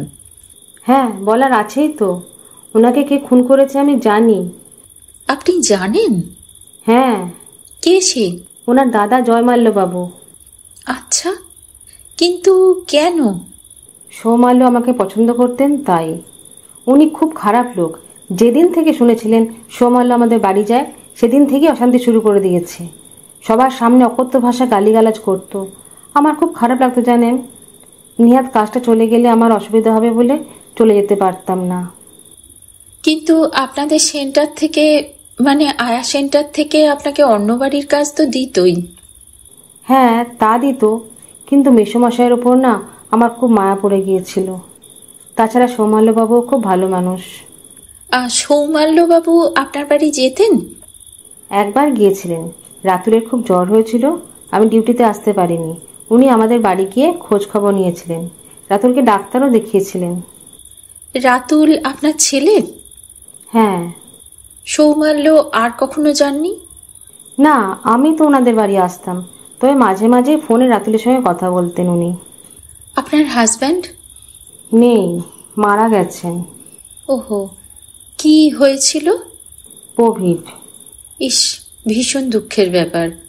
আচ্ছা, সেদিন আপনি বলছিলেন ওনার সাথে একটা ব্যাগ ছিল। হ্যাঁ। ব্যাগটা ঠিক কী রকম ছিল? মানে তাতে কি কি ছিল একটু ডিটেলে বলবেন প্লিজ? খুবই সাধারণ নীল রঙের একটা পিঠের ব্যাগ, বেশি পুরনো নয়। আর হ্যাঁ, একটা বিশেষ চিহ্ন আছে। কি সেটা? বারবার হারিয়ে যেত বলে বৌদি ব্যাগটার পিছন দিকে হাইলাইটার দিয়ে ওনার নাম লিখে দিয়েছিলেন। কি রঙের হাইলাইটার? পুরো নাম লিখেছিলেন? সাদা রঙের হাইলাইটার দিয়ে সৌম্য লিখেছিলেন। ওকে। ব্যাগে কি কি ছিল? একটা সাদা পাজামা, একটা হলুদ টি শার্ট আর গামছা। জলের বোতল তো আমিই দিয়েছিলাম। কি রকম বোতল? এমনি সাদা পালপ্লেটের বোতল। জল কি আপনি নিজে ভরেছিলেন? হ্যাঁ, ফিল্টার থেকে জল আমি নিজেই ভরে দিয়েছিলাম। ওকে। উনি যে খিচুড়িটা খেয়েছিলেন সেটা কি আপনিই রান্না করেছিলেন? না, রান্না বৌদি করেছিল। তবে সেই খিচুড়ি বেলা মেসোমশাইকেও দিয়েছি। কুকারের ঢাকা খুলে সকালে ওনাকে দিয়েছিলাম, বাকিটা বাটিতে ঢেলে রেখেছিলাম। বেলা মেসোমশাইকে মাইক্রোওভেনে গরম করে দিয়েছিলাম। বেশ।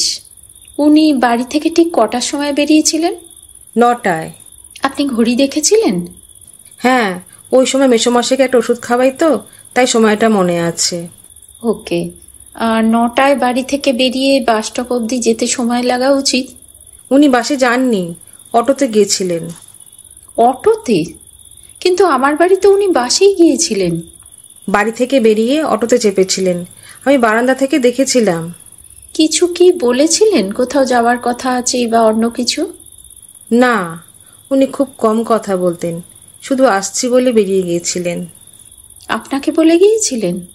হ্যাঁ, আমাকে বলেছিলেন, আর ঠাকুর ঘরের সামনে দাঁড়িয়ে বৌদিকেও বলেছিলেন। ওনার বৌদির সঙ্গে ওনার কিরকম সম্পর্ক ছিল? খুবই ভালো। আসলে বৌদি খুব ভালো মানুষ তো। ওনার স্বামীর মতো একজন অত্যন্ত খারাপ মানুষের সঙ্গে থাকতে হয় বলে সব সময় দুঃখী হয়ে থাকেন। জয়মাল্য বাবু কি করেন? কিচ্ছু করেন না। নিজের পরিবারের সবকিছু দায়িত্ব ভাইয়ের ওপর চাপিয়ে নিজে শুধু সিগারেট, মদ এইসব খেয়ে বেড়ান, আর মেয়েদের দিকে কুদৃষ্টিতে তাকিয়ে থাকেন। পরশু সকালে যখন সৌমাল্য বেরিয়েছিলেন তখন জয়মাল্য কি বাড়িতে ছিলেন? না, ছিলেন না। কোথায় গিয়েছিলেন? সেটা জানি না। উনি সিগারেট খেতে বা এটা ওটা কারণে প্রায় বেরিয়ে যান, বাড়িতে কিচ্ছু বলে যেতেন না। তারপর কখন ফিরেছিলেন? 10টার সময়। বৌদি বলেছিলেন এত বেলা হয়ে গেল, আর কখন জলখাবার খাবে। তার উত্তরে উনি চেঁচামেচি করতে লেগে গিয়েছিলেন। আর তেমন কিছু জানার নেই বলে কাবেরী তখনকার মতো ফোন রেখে দিল। ফোনটা স্পিকারে করা ছিল, গোপাল সবই শুনেছিল। রাখার পরে বলল, এই রীতাকে কি খুব সুন্দর দেখতে?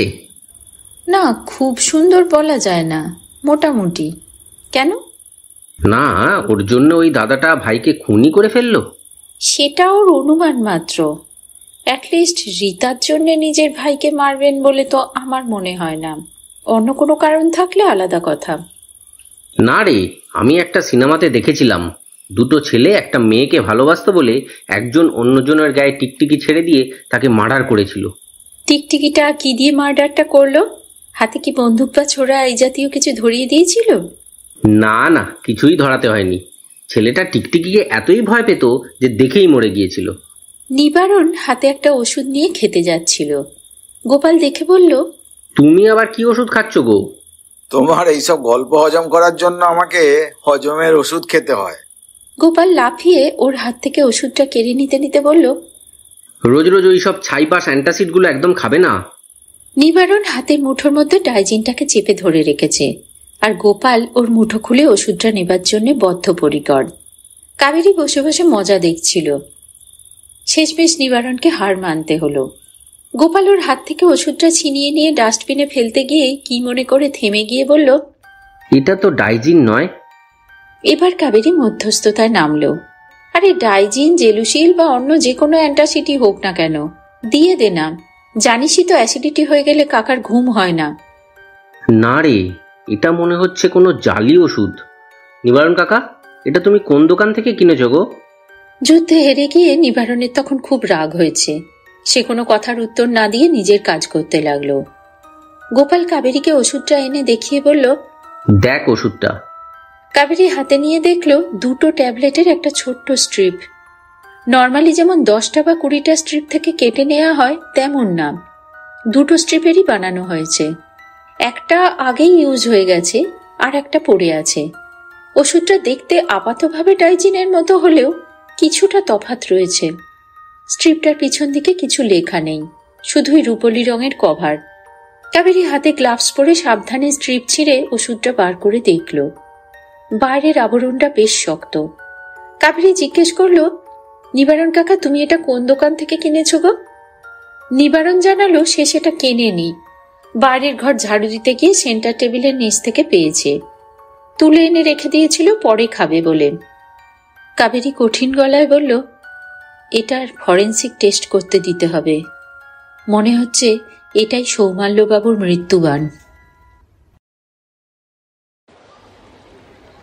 পরের দিন সকাল 10টা নাগাদ কাবেরী থানায় গেল। ইনচার্জ প্রদীপ ভট্টাচার্যকে ওষুধের স্ট্রিপটা দিয়ে সব কথা জানালো। তিনি বললেন অবিলম্বে ওটার কেমিক্যাল অ্যানালিসিস করে জানাচ্ছেন। পোস্টমর্টেম রিপোর্টের কথা জিজ্ঞেস করতে বললেন স্ট্রিকনাইনের প্রভাবে মৃত্যু হয়েছে, কিন্তু কিভাবে খাওয়ানো হয়েছে সেটা এখনো বলা যাচ্ছে না। কাবেরী জিজ্ঞেস করল, ওনার বাড়ির লোক যোগাযোগ করেছিলেন? বাড়ির লোকের তো ভিড় লেগে গেছে। ওনার স্ত্রী, দাদা, ভগ্নিপতি, ভাইপো, বোনপো, ম্যানেজার সবাই বডি নিতে চাইছে। ওনার স্ত্রী যোগাযোগ করেছিলেন? হ্যাঁ, কাল এখানে এসে ভদ্রমহিলা অনেকক্ষণ বসেও ছিলেন। আজ এসে বডি নিয়ে যাবেন বলেছেন। কিন্তু আমি যে শুনেছিলাম ওনাদের সেপারেশন হয়ে গেছে। হ্যাঁ, ওনার বাকি আত্মীয়রাও তাই বলছেন, কিন্তু অ্যাকচুয়ালি লিগালি ডিভোর্স বা ওই জাতীয় কিছু হয়নি। তাই আইনত ওনার সৎকারের অধিকার স্ত্রী এবং ছেলেরই। ও, আর বাকিরা কি বলছেন? বাকিরা মানে ভাইপো আর বোনপো মুখে কিছু বলেননি, শুধু ওনার স্ত্রী বডি নিতে চান শুনে খুব অবাক হয়েছিল। তবে ভগ্নিপতি একটু আপত্তি করেছেন ওনাকে বডি দেওয়ার ব্যাপারে, আর ওনার দাদা পরে এসে তুমুল ঝগড়া করেছে। আর ম্যানেজার মানে রজতবাবু এসেছিলেন? হ্যাঁ, তিনি এসেছিলেন বটে, তবে শুধু একবার অফিস ঘুরিয়ে নিয়ে যাওয়ার অনুরোধ করে চলে গিয়েছেন। কথা বলতে বলতেই একজন ভদ্রমহিলা আর একটি ছেলে এলো। ভদ্রমহিলা খুব ধীর গলায় বললেন, আমরা ওনার বডি নিয়ে যেতে চাই। প্রদীপবাবু ওনাদের বসতে বললেন। কাবেরী খুব ভালো করে ওদের দেখতে লাগলো। ভদ্রমহিলা একটা হালকা বেগুনি রঙের শাড়ি পরেছেন, সাজ পোশাক ভীষণই মার্জিত। ছেলেটির বয়স 19-20 হবে। বোঝাই যাচ্ছে এরাই সৌম্য স্ত্রী এবং ছেলে। মা ছেলে দুজনেরই মুখ খুব থমথমে, মনে হয় যথেষ্ট কান্নাকাটি করেছেন। ইন্সপেক্টর কাবেরীর সাথে ওনাদের পরিচয় করিয়ে দিলেন। কাবেরীর বাড়িতে এসে উনি মারা গেছেন শুনে ভদ্রমহিলা তীব্র চোখে কাবেরীর দিকে তাকিয়ে বললেন, সেদিন ঠিক কি হয়েছিল? কাবেরী বহুবার বলা কথাগুলো আবার একবার ওনাকে বলল, সঙ্গে এটাও বলল যে সৌমাল্যকে ও আগে থেকে একেবারেই চিনত না এবং সৌমাল্য কেন ওর কাছে এসছিল সেটাও জানে না। ছেলেটা বলল, আমি আপনার কথা শুনেছি, আপনি প্লিজ বাবার তদন্তটা করুন, আমি আর মা আপনাকে সব রকমের সাহায্য করব। কাবেরী পরের দিন সকালে ওনাদের বাড়ি যাওয়ার অনুমতি নিয়ে রাখল। থানার কিছু ফর্মালিটি করে ওরা বডি নিয়ে গেল। যদিও ব্যাপারটা খুব একটা সুবিধের হলো না। সৌমাল্যর দাদা দিদি এসে যথেষ্ট বাধা দিতে লাগলো। ওর জামাইবাবু এমনিতে বেশি কথা বলেন না, তবে মাঝে মাঝে ওদের সাপোর্ট করতে লাগলেন। শেষে পুলিশের মধ্যস্থতায় ঠিক হলো অফিসে একবার ঘুরিয়ে বার্নিং ঘাটে বডি নিয়ে যাওয়া হবে। সৌমাল্যের বাবার বয়সের কথা ভেবে বডি আর বাড়িতে নিয়ে যাওয়া হবে না ঠিক হলো। কাবেরী ওখান থেকে বেরিয়ে ঘড়ি দেখল, 11:30 বাজে। একবার সৌমাল্যর বাড়ি যাওয়া যেতে পারে। এখন বেশ কিছুক্ষণ ওর দাদা বৌদি বাড়িতে ফিরবে না। এই সুযোগে ওনার পাড়ার লোকেদের সঙ্গে কথা বলা যাবে আর ওনার ঘরটাও আরেকবার ভালো করে দেখে নেওয়া যাবে। পাড়ার লোকেরা সৌম্যর খবরটা শুনেছে। কাবেরী তার তদন্ত করছে শুনে সবাই ওকে সহযোগিতাই করল। ওদের বাড়ির সামনে অটো স্ট্যান্ডে গিয়েও জিজ্ঞেস করলো সৌমাল্যকে ওরা চেনে কিনা। প্রায় সবাই বলল চেনে। সেদিন ওনাকে অটোতে করে কে নিয়ে গিয়েছিল জিজ্ঞেস করতে বলল, লোকাল কেউ না, রাস্তা দিয়ে যাচ্ছিল, তাকে দাঁড় করিয়ে উঠেছিলেন। একজন বলল, আমি অটোওয়ালাকে চিনি, নাম জানি না, তবে দেখতে পেলে জিজ্ঞেস করে নেব। কাবেরী ওনাকে নিজের ফোন নাম্বার দিয়ে রাখলো। পাড়ার ক্লাবে জিজ্ঞেস করতে সবাই বলল, উনি ভীষণ ভালো ছিলেন, পুজোয় মোটা টাকা চাঁদা দিতেন, কখনো সময় পেলে ছেলেদের সাথে আড্ডা দিতেন, প্রতি বছর দুর্গাপুজোর বিসর্জনে যেতেন, ঢাক বাজাতেন। সৌম্য স্ত্রী সম্বন্ধে জিজ্ঞেস করে জানা গেল উনি অনেক বছর আগে এখান থেকে চলে গেছে। খুব একটা খারাপ মানুষ ছিল না, তবে বড়লোক বাবার একমাত্র মেয়ে বলে একটু দেমাগি ছিল, কারোর সাথে খুব একটা কথা বলতো না। কাবেরী জিজ্ঞেস করলো, বড় লোকের মেয়ে কি করে বলছেন? ওনার বাপের বাড়ির লোকজনদের আপনি চেনেন? না, চিনি না, তবে খুব দেমাগি ছিলেন আর নামি দামি ড্রেস পরতেন। একটা ছেলে বলল, আমি গত সপ্তাহে ওকে পার্ক স্ট্রিটের একটা খুব দামি রেস্টুরেন্ট থেকে বেরোতে দেখেছি, সঙ্গে অবশ্য সৌম্যদাও ছিল। কাবেরী অবাক হয়ে বলল, সৌম্য সঙ্গে ছিলেন? অন্য ছেলেগুলো একসাথে হেসে উঠল। তুই কি কিছু খেয়ে দেখেছিলি? আমি দিনের বেলায় কিছু খাই না, তবে হ্যাঁ, অনেক দূর থেকে দেখেছি, ভুলও দেখতে পারি। একটা কম বয়সী ছেলেও সঙ্গে ছিল, সেই ভদ্রলোককে পিছন দিক থেকে দেখেছি, সৌম্যদার মতোই ফিগার, জানি না অন্য কেউ হতে পারে। কাবেরীর মনে পড়ে গেল কুসুমের প্রতিবেশীর থেকে ওর স্বামীর কথা শুনেছিল, হয়তো ইনিই ওর দ্বিতীয় স্বামী। আর কিছুক্ষণ পাড়ার লোকের সঙ্গে কথা বলে ও সৌম্যর বাড়িতে বেল বাজালো। দরজা খুলল রীতা। তার চুল অবিন্যস্ত, চোখ মুখ লাল, বোঝা যাচ্ছে অনেক কান্নাকাটি করেছে। কাবেরী সৌমাল্যের ঘরটা দেখতে গেল। উনি ওর সঙ্গে গিয়ে জানলাগুলো খুলে দিয়ে অন্য ঘরে চলে গেলেন। কাবেরী খুব ভালো করে চারদিকটা দেখতে লাগলো। এইসব জায়গায় গোপাল গেলে কিছু না কিছু ক্লু পেয়েই যায়, কিন্তু গোপালের অফিসে এখন খুব কাজের চাপ, তাই ওর পক্ষে সবসময় থাকা সম্ভব নয়। দেয়ালে একটা পেরেক থেকে কিছু হাবিজাবি জামা কাপড় ঝুলছিল। কাবেরী তার পকেটে হাত ঢুকিয়ে ঢুকিয়ে দেখতে লাগলো। একটা জামার পকেট থেকে একটা কাগজ বেরোলো। কাবেরী দেখলো ওর নিজেরই ফোন নাম্বার আর ঠিকানা তাতে লেখা রয়েছে। কাগজটা একটা কোম্পানির লেটার হেড পেপার। ওপর দিকে কোম্পানির নাম লেখা রয়েছে, গুপ্তা গ্রসারি অ্যান্ড ভেজিটেবলস। নিচে ফোন নাম্বারও দেয়া রয়েছে। ও কাগজটা নিজের পকেটে নিয়ে নিল। আলমারির নিচের তাকে বাড়ির দলিল এবং আরো কিছু গুরুত্বপূর্ণ কাগজ রাখা রয়েছে। ও সেগুলো বার করে দেখতে লাগলো। সৌমাল্যের বাবা ওনার বড় ছেলের ছেলে নির্মাল্যের নামে বাড়ি দানপত্র করে দিয়েছেন, তবে ওনার জীবদ্দশায় উনি এ বাড়িতেই থাকতে পারবেন। সৌমাল্য বা ওর দিদির কোনো উল্লেখ নেই। কাবেরী মনে মনে ভাবল, এটা কি উনি নিজেই করেছেন নাকি ওনাকে দিয়ে করিয়ে নেওয়া হয়েছে? দলিলটা সৌম্যর ঘরেই বা কেন রয়েছে? কিছু ব্যাংকের পাসবুক চেকবুকও রাখা রয়েছে। চেকবুকগুলো নিয়মিত ইউজ হয়েছে, তবে পাসবুকগুলো আপডেট করা নেই। ওনার ওয়াইফ এবং ছেলের কোনো ছবি বা জামাকাপড় কিছুই পাওয়া গেল না। একটা বইয়ের মধ্যে থেকে একটা হ্যান্ডমেড কার্ড বেরোলো। তাতে লেখা রয়েছে, happy birthday to the best বাবা অব দ্য ওয়ার্ল্ড। কার্ডে ডেট লেখা নেই, কিন্তু কার্ডটা দেখতে তেমন পুরনো নয়। কাবেরী অবাক হয়ে ভাবল, এত সুন্দর দেখতে একটা কার্ড, তাতে কমপ্লিমেন্টসও রয়েছে, তবে এটা টেবিলে না সাজিয়ে এমন গোপনে লুকিয়ে রাখা কেন? তবে কি সৌম্যর অন্য কোনো সন্তান আছে যাকে সে সবার আড়ালে রাখতে চায়? সারা ঘর তন্ন তন্ন করে খুঁজেও আর তেমন কোনো কাজের জিনিস পাওয়া গেল না। ও ঘর থেকে বেরিয়ে গেল। রীতা সৌমাল্যের বাবাকে খাইয়ে মুখ ধুইয়ে দিচ্ছিল। কাবেরীকে দেখে আজও উনি একই কথা বললেন। ভাত খেয়েছ? রীতা, বৌমাকে বলো তো ওকে কিছু খেতে দিচ্ছে। রীতা কোনো উত্তর দিল না। কাবেরী বলল, আপনি ব্যস্ত হবেন না, আমি খেয়ে এসেছি। উনি নিজের মনে বলতে লাগলেন, কেউ আসে না, কেউ খায় না। সৌম্যর মা বেঁচে থাকলে কত লোক আসতো বাড়িতে, খুব মানুষ ভালোবাসত। সৌম্য ওর মায়ের মতোই হয়েছে, সবাইকে ভালোবাসে। ও ঠিক সবাইকে ছেড়ে চলে যাবে। কাবেরী বেশ অবাক হয়ে রীতাকে জিজ্ঞেস করলো, উনি জানেন? না না, কিন্তু সকাল থেকে কে বলে ওনার কথা বলে চলেছেন। কাল রাতে উনি ফেরেননি বলেই বোধহয় এরকম বলছেন। উনি যখন ফিরতেন তখন তো মেসোমশাই ঘুমিয়েই পড়তেন। উনি কি অনেক রাতে ফিরতেন? আমি রাত 10টায় বাড়ি যেতাম, তার মধ্যে কোনোদিন ওনাকে ফিরতে দেখিনি। সকালে রোজ দেখা হতো? খুব কম দিনই হতো। উনি খুব ব্যস্ত থাকতেন, ছুটির দিনেও খুব কম বাড়িতে থাকতেন। অফিসেই থাকতেন নাকি অন্য কোথাও যেতেন? সেটা বলতে পারবো না।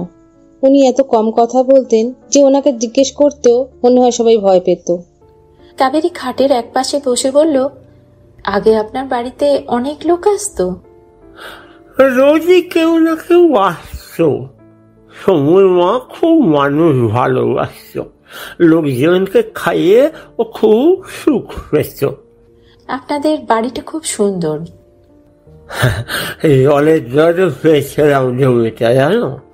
প্রথমে একটা ঘর করে গাঁয়ের বাড়ি থেকে এখানে এসেছিলাম।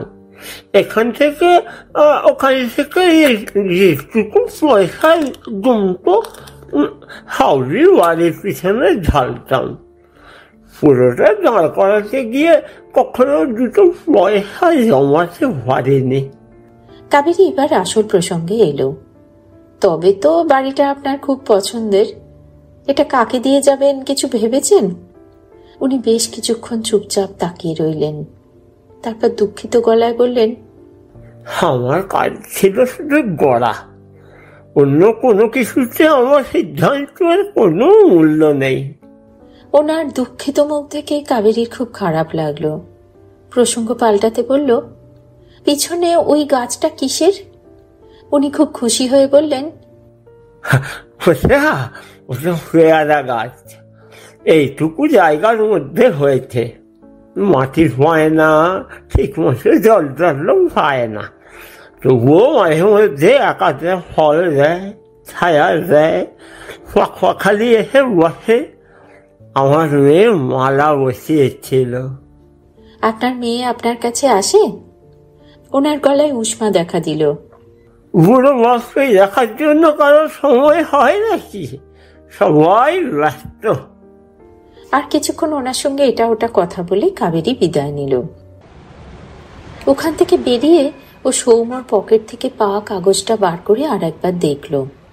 এই গুপ্তা গ্রসারিতে একবার গিয়ে দেখা করতে হবে। এদের লেটার হেডওয়ালা পেপারে ওর নাম ঠিকানা লেখা রয়েছে যখন, তখন নিশ্চয়ই ওখান থেকে কিছু জানা যাবে। ওর চিন্তায় বাধা পড়ল। রাস্তার উল্টো দিক থেকে সেই অটোওয়ালা ডাকছে, ও দিদি, ওই অটোটা করেই সেদিন সৌম্যদা গিয়েছিল। কাবেরী রাস্তা পেরিয়ে এসে তাকে জিজ্ঞেস করলো সৌম্য সেদিন কোথায় গিয়েছিল। সে প্রথমে মনে করতে পারল না, তবে অনেক ভেবে ভেবে একটা ঠিকানা বলল। কাবেরী ওকে ওখানে নিয়ে যেতে বলল। অটোওয়ালা একটা গলির মুখে নিয়ে গিয়ে ওকে নামিয়ে দিল। কোন বাড়িতে সৌম্য গিয়েছিল সেটা বলতে পারল না, কারণ ওনাকে নামিয়ে দিয়ে সে আর অপেক্ষা করেনি। কাবেরী অটোটাকে ছেড়ে দিয়ে পায়ে হেঁটে বাড়িগুলো দেখতে লাগলো। একটা বাড়ির মাথায় রাস্তার নাম লেখা রয়েছে রামলাল দাস সরণি। গলিটা খুব বড় নয়, এ প্রান্ত থেকে ও প্রান্ত একবার পাক খেয়ে নিল। কোনো বাড়িতে বাইরে থেকে তালা দেয়া, কোনো বাড়িতে টিভি চলছে, কোথাও খেয়ে উঠে রাস্তার কুকুরকে মাছের কাঁটা দিয়ে ভাত মেখে খেতে দিচ্ছে। কিন্তু সৌম্য কী কারণে সেখানে এসেছিলেন তার কোনো হদিশ পাওয়া গেল না। 1:30 বেজে গিয়েছিল। সকালে নিবারণ রুটি তরকারি করে দিয়েছিল। কাবেরী সেটা ব্যাগ থেকে বার করে বাস স্টপে বসে খেয়ে নিল। তারপর একটা অটো ধরে সৌম্যর অফিসে গেল। ম্যানেজার রজত তখনও শ্মশান থেকে ফেরেননি। ও ফ্যাক্টরির ভিতরে একটু ঘোরাঘুরি করল। পুরো দমে জ্যাম, জেলি, সস ইত্যাদি তৈরি হয়ে সুদৃশ্য বোতলে করে মেশিনের বাইরে বেরিয়ে আসছে। তবে কারোর মুখে হাসি নেই, কথা নেই। যে গার্ড ওকে দেখাচ্ছিল তাকে জিজ্ঞেস করলো সৌম্যর খবরটা সবাই জানে কিনা। তিনি জানালেন, হ্যাঁ, বডি আনা হয়েছিল, তবে মেশিন তো আর দুম করে বন্ধ করা যায় না, তাই প্রোডাকশন চালুই রয়েছে। পরবর্তী মালিক কে হবে জিজ্ঞেস করতে সে কিছু বলতে পারল না। সৌম্য যখন থাকে না তখন কে দেখাশোনা করে জিজ্ঞেস করতে বলল, ম্যানেজার বাবুই দেখাশোনা করেন। কাবেরী পরে আবার আসবে বলে ওখান থেকে বেরিয়ে গুপ্তা গ্রসারি অ্যান্ড ভেজিটেবলসে গেল। এটাও একটা ছোটখাটো ফ্যাক্টরি বলা যায়। বিভিন্ন ম্যাটাডোরে করে মাল আসছে, আবার অন্য গাড়িতে করে মাল বোঝাই হয়ে বেরিয়ে যাচ্ছে। একেবারে এলাহি ব্যাপার। অফিস ঘরে বড় করে কোম্পানির নাম লেখা রয়েছে, গুপ্তা গ্রসারি অ্যান্ড ভেজিটেবলস, প্রযত্নে বিনোদ গুপ্তা। ও সেখানে গিয়ে দারোয়ানকে বলল, বিনোদবাবুর সঙ্গে একটু দেখা করতে চাই। দারোয়ান অবাক হয়ে বললেন, বিনোদ স্যার তো বড় একটা অফিসে আসেন না, ওনার ছেলে প্রমোদ আসেন। কাবেরী তার সাথেই দেখা করতে চাইল। ওকে ওখানে একটু অপেক্ষা করতে বলে ভিতরে ওনার অনুমতি নিয়ে এসে তারপর ওকে যেতে বলল। ভিতরে ঢুকে ও একটু অবাকই হয়ে গেল। কোনো গ্রসারি আর সবজি বিক্রেতার যে এত সাজানো গোছানো অফিস হতে পারে সেটা না দেখলে বিশ্বাসই করা যায় না। এই বিলাসবহুল অফিসে যিনি মধ্যমণি হয়ে বসে আছেন তেনার বয়সও বোধহয় সৌম্যর মতোই হবে। উনি কাবেরীর দিকে জিজ্ঞাসু দৃষ্টিতে তাকিয়ে বললেন, হ্যাঁ বলুন। কাবেরী ব্যাগ থেকে নিজের একটা ভিজিটিং কার্ড বার করে ওনাকে দিয়ে বলল, সৌম্যবাবুর কাছে আপনাদের কোম্পানির নাম লেখা একটা কাগজ পেয়ে এখানে এসেছি। কাবেরীকে আর বেশি কথা খরচ করতে হলো না। উনি চেয়ার ছেড়ে উঠে দাঁড়িয়ে বললেন, আরে আপনি ডিটেকটিভ কাবেরী? বহুদিনের ইচ্ছে ছিল আপনার সঙ্গে আলাপ করার, খুব ভালো করেছেন এসে। এই তপন, কফি আর কিছু কুকিজ দিস। সৌম্য তাহলে গেছিল আপনার কাছে? ওকে আপনার কাছে যাওয়ার জন্য রাজি করাতে আমাকে কম কাঠখড় পোড়াতে হয়নি। ওনার কথা বলার ধরনে কাবেরী বুঝল উনি এখনো সৌম্যর কথা জানেন না। কাবেরী আলতোভাবে জিজ্ঞেস করল, আমার কথা আপনি কিভাবে জানলেন? আপনাকে কে না চেনে? একের পর এক জটিল কেস সলভ করে আপনি তো এখন বাংলার গর্ব হয়ে গেছেন ম্যাডাম। ময়নাকালীতে আপনি যে বাড়ির ভূত তাড়িয়েছিলেন সেটা আমার পিস্তত দিদির বাড়ি। ওর থেকেই আমি আপনার অ্যাড্রেস আর ফোন নম্বর নিয়ে সৌম্যকে দিয়েছিলাম। এবার বলুন আপনাকে কিভাবে সাহায্য করতে পারি। বিয়ারা কফি আর কুকিজ নিয়ে ঘরে ঢুকলো। কাবেরী ওর সামনে সাধারণ কথা চালানোর জন্য বলল, সৌম্যবাবুকে আপনি কিভাবে চেনেন? প্রমোদ মনে হলো এর থেকে হাস্যকর কিছু আর শোনেননি। বললেন, সৌম্যর নারী নক্ষত্র সব কিছু আমি জানি ম্যাডাম। ওর কারখানার মেন সাপ্লায়ার আমরা। সুইট হারভেস্টের সস আমাদের টমেটো থেকে হয়, বাটারের দুধ আমাদের এখান থেকে যায়, জ্যাম, জেলি, ঘি আরও যা যা ওদের কোম্পানিতে হয় তার বেশিরভাগেরই কাঁচামালের সাপ্লায়ার আমরা। হ্যাঁ, অন্য জায়গা থেকে অল্প বিস্তর আসে ঠিকই, তবে সে সামান্যই, বেশিরভাগটাই আমরা সাপ্লাই করি। কিন্তু এসবের সঙ্গে ওর কেসের কোনো সম্পর্ক আছে নাকি? সৌম্যবাবুর কেসটা যে কি সেটাই এখনো অবধি আমি জানি না। প্রমোদ কিছু বুঝতে না পেরে বলল, মানে সৌম্য আপনাকে ঠিকঠাক বুঝিয়ে বলতে পারেনি? কাবেরী ওনাকে সৌম্যর সব কথা আগাগোড়া বলল। কথাগুলো শোনার পর ওনার মুখের অভিব্যক্তি ভীষণ রকমের বদলে গেল। হাসি মাখা মুখটা করুণ হয়ে গেল। মাথা নিচু করে বেশ কিছুক্ষণ বসে থেকে বললেন, বিষয়টা এত যে মারাত্মক হয়ে যাবে সেটা আমি কল্পনাতেও ভাবিনি। কাবেরী কিছুক্ষণ চুপ করে থেকে ওনাকে সময় দিল। তারপর বলল, আমাকে পুরো বিষয়টা একটু বিশদে বলবেন প্লিজ। হ্যাঁ বলছি। কিছুদিন আগে ফ্যাক্টরিতে কিছু মেনটেনেন্সের কাজ চলছিল। একজন কর্মী বেল্টের মধ্যে নেমে মেশিনের মেরামতি করছিল। সেই সময় কেউ মেশিনের সুইচ অন করে দেয়। অন্য কর্মীদের তৎপরতায় ছেলেটা প্রাণে বেঁচে যায় ঠিকই, কিন্তু যথেষ্ট পরিমাণে আহত হয়েছিল।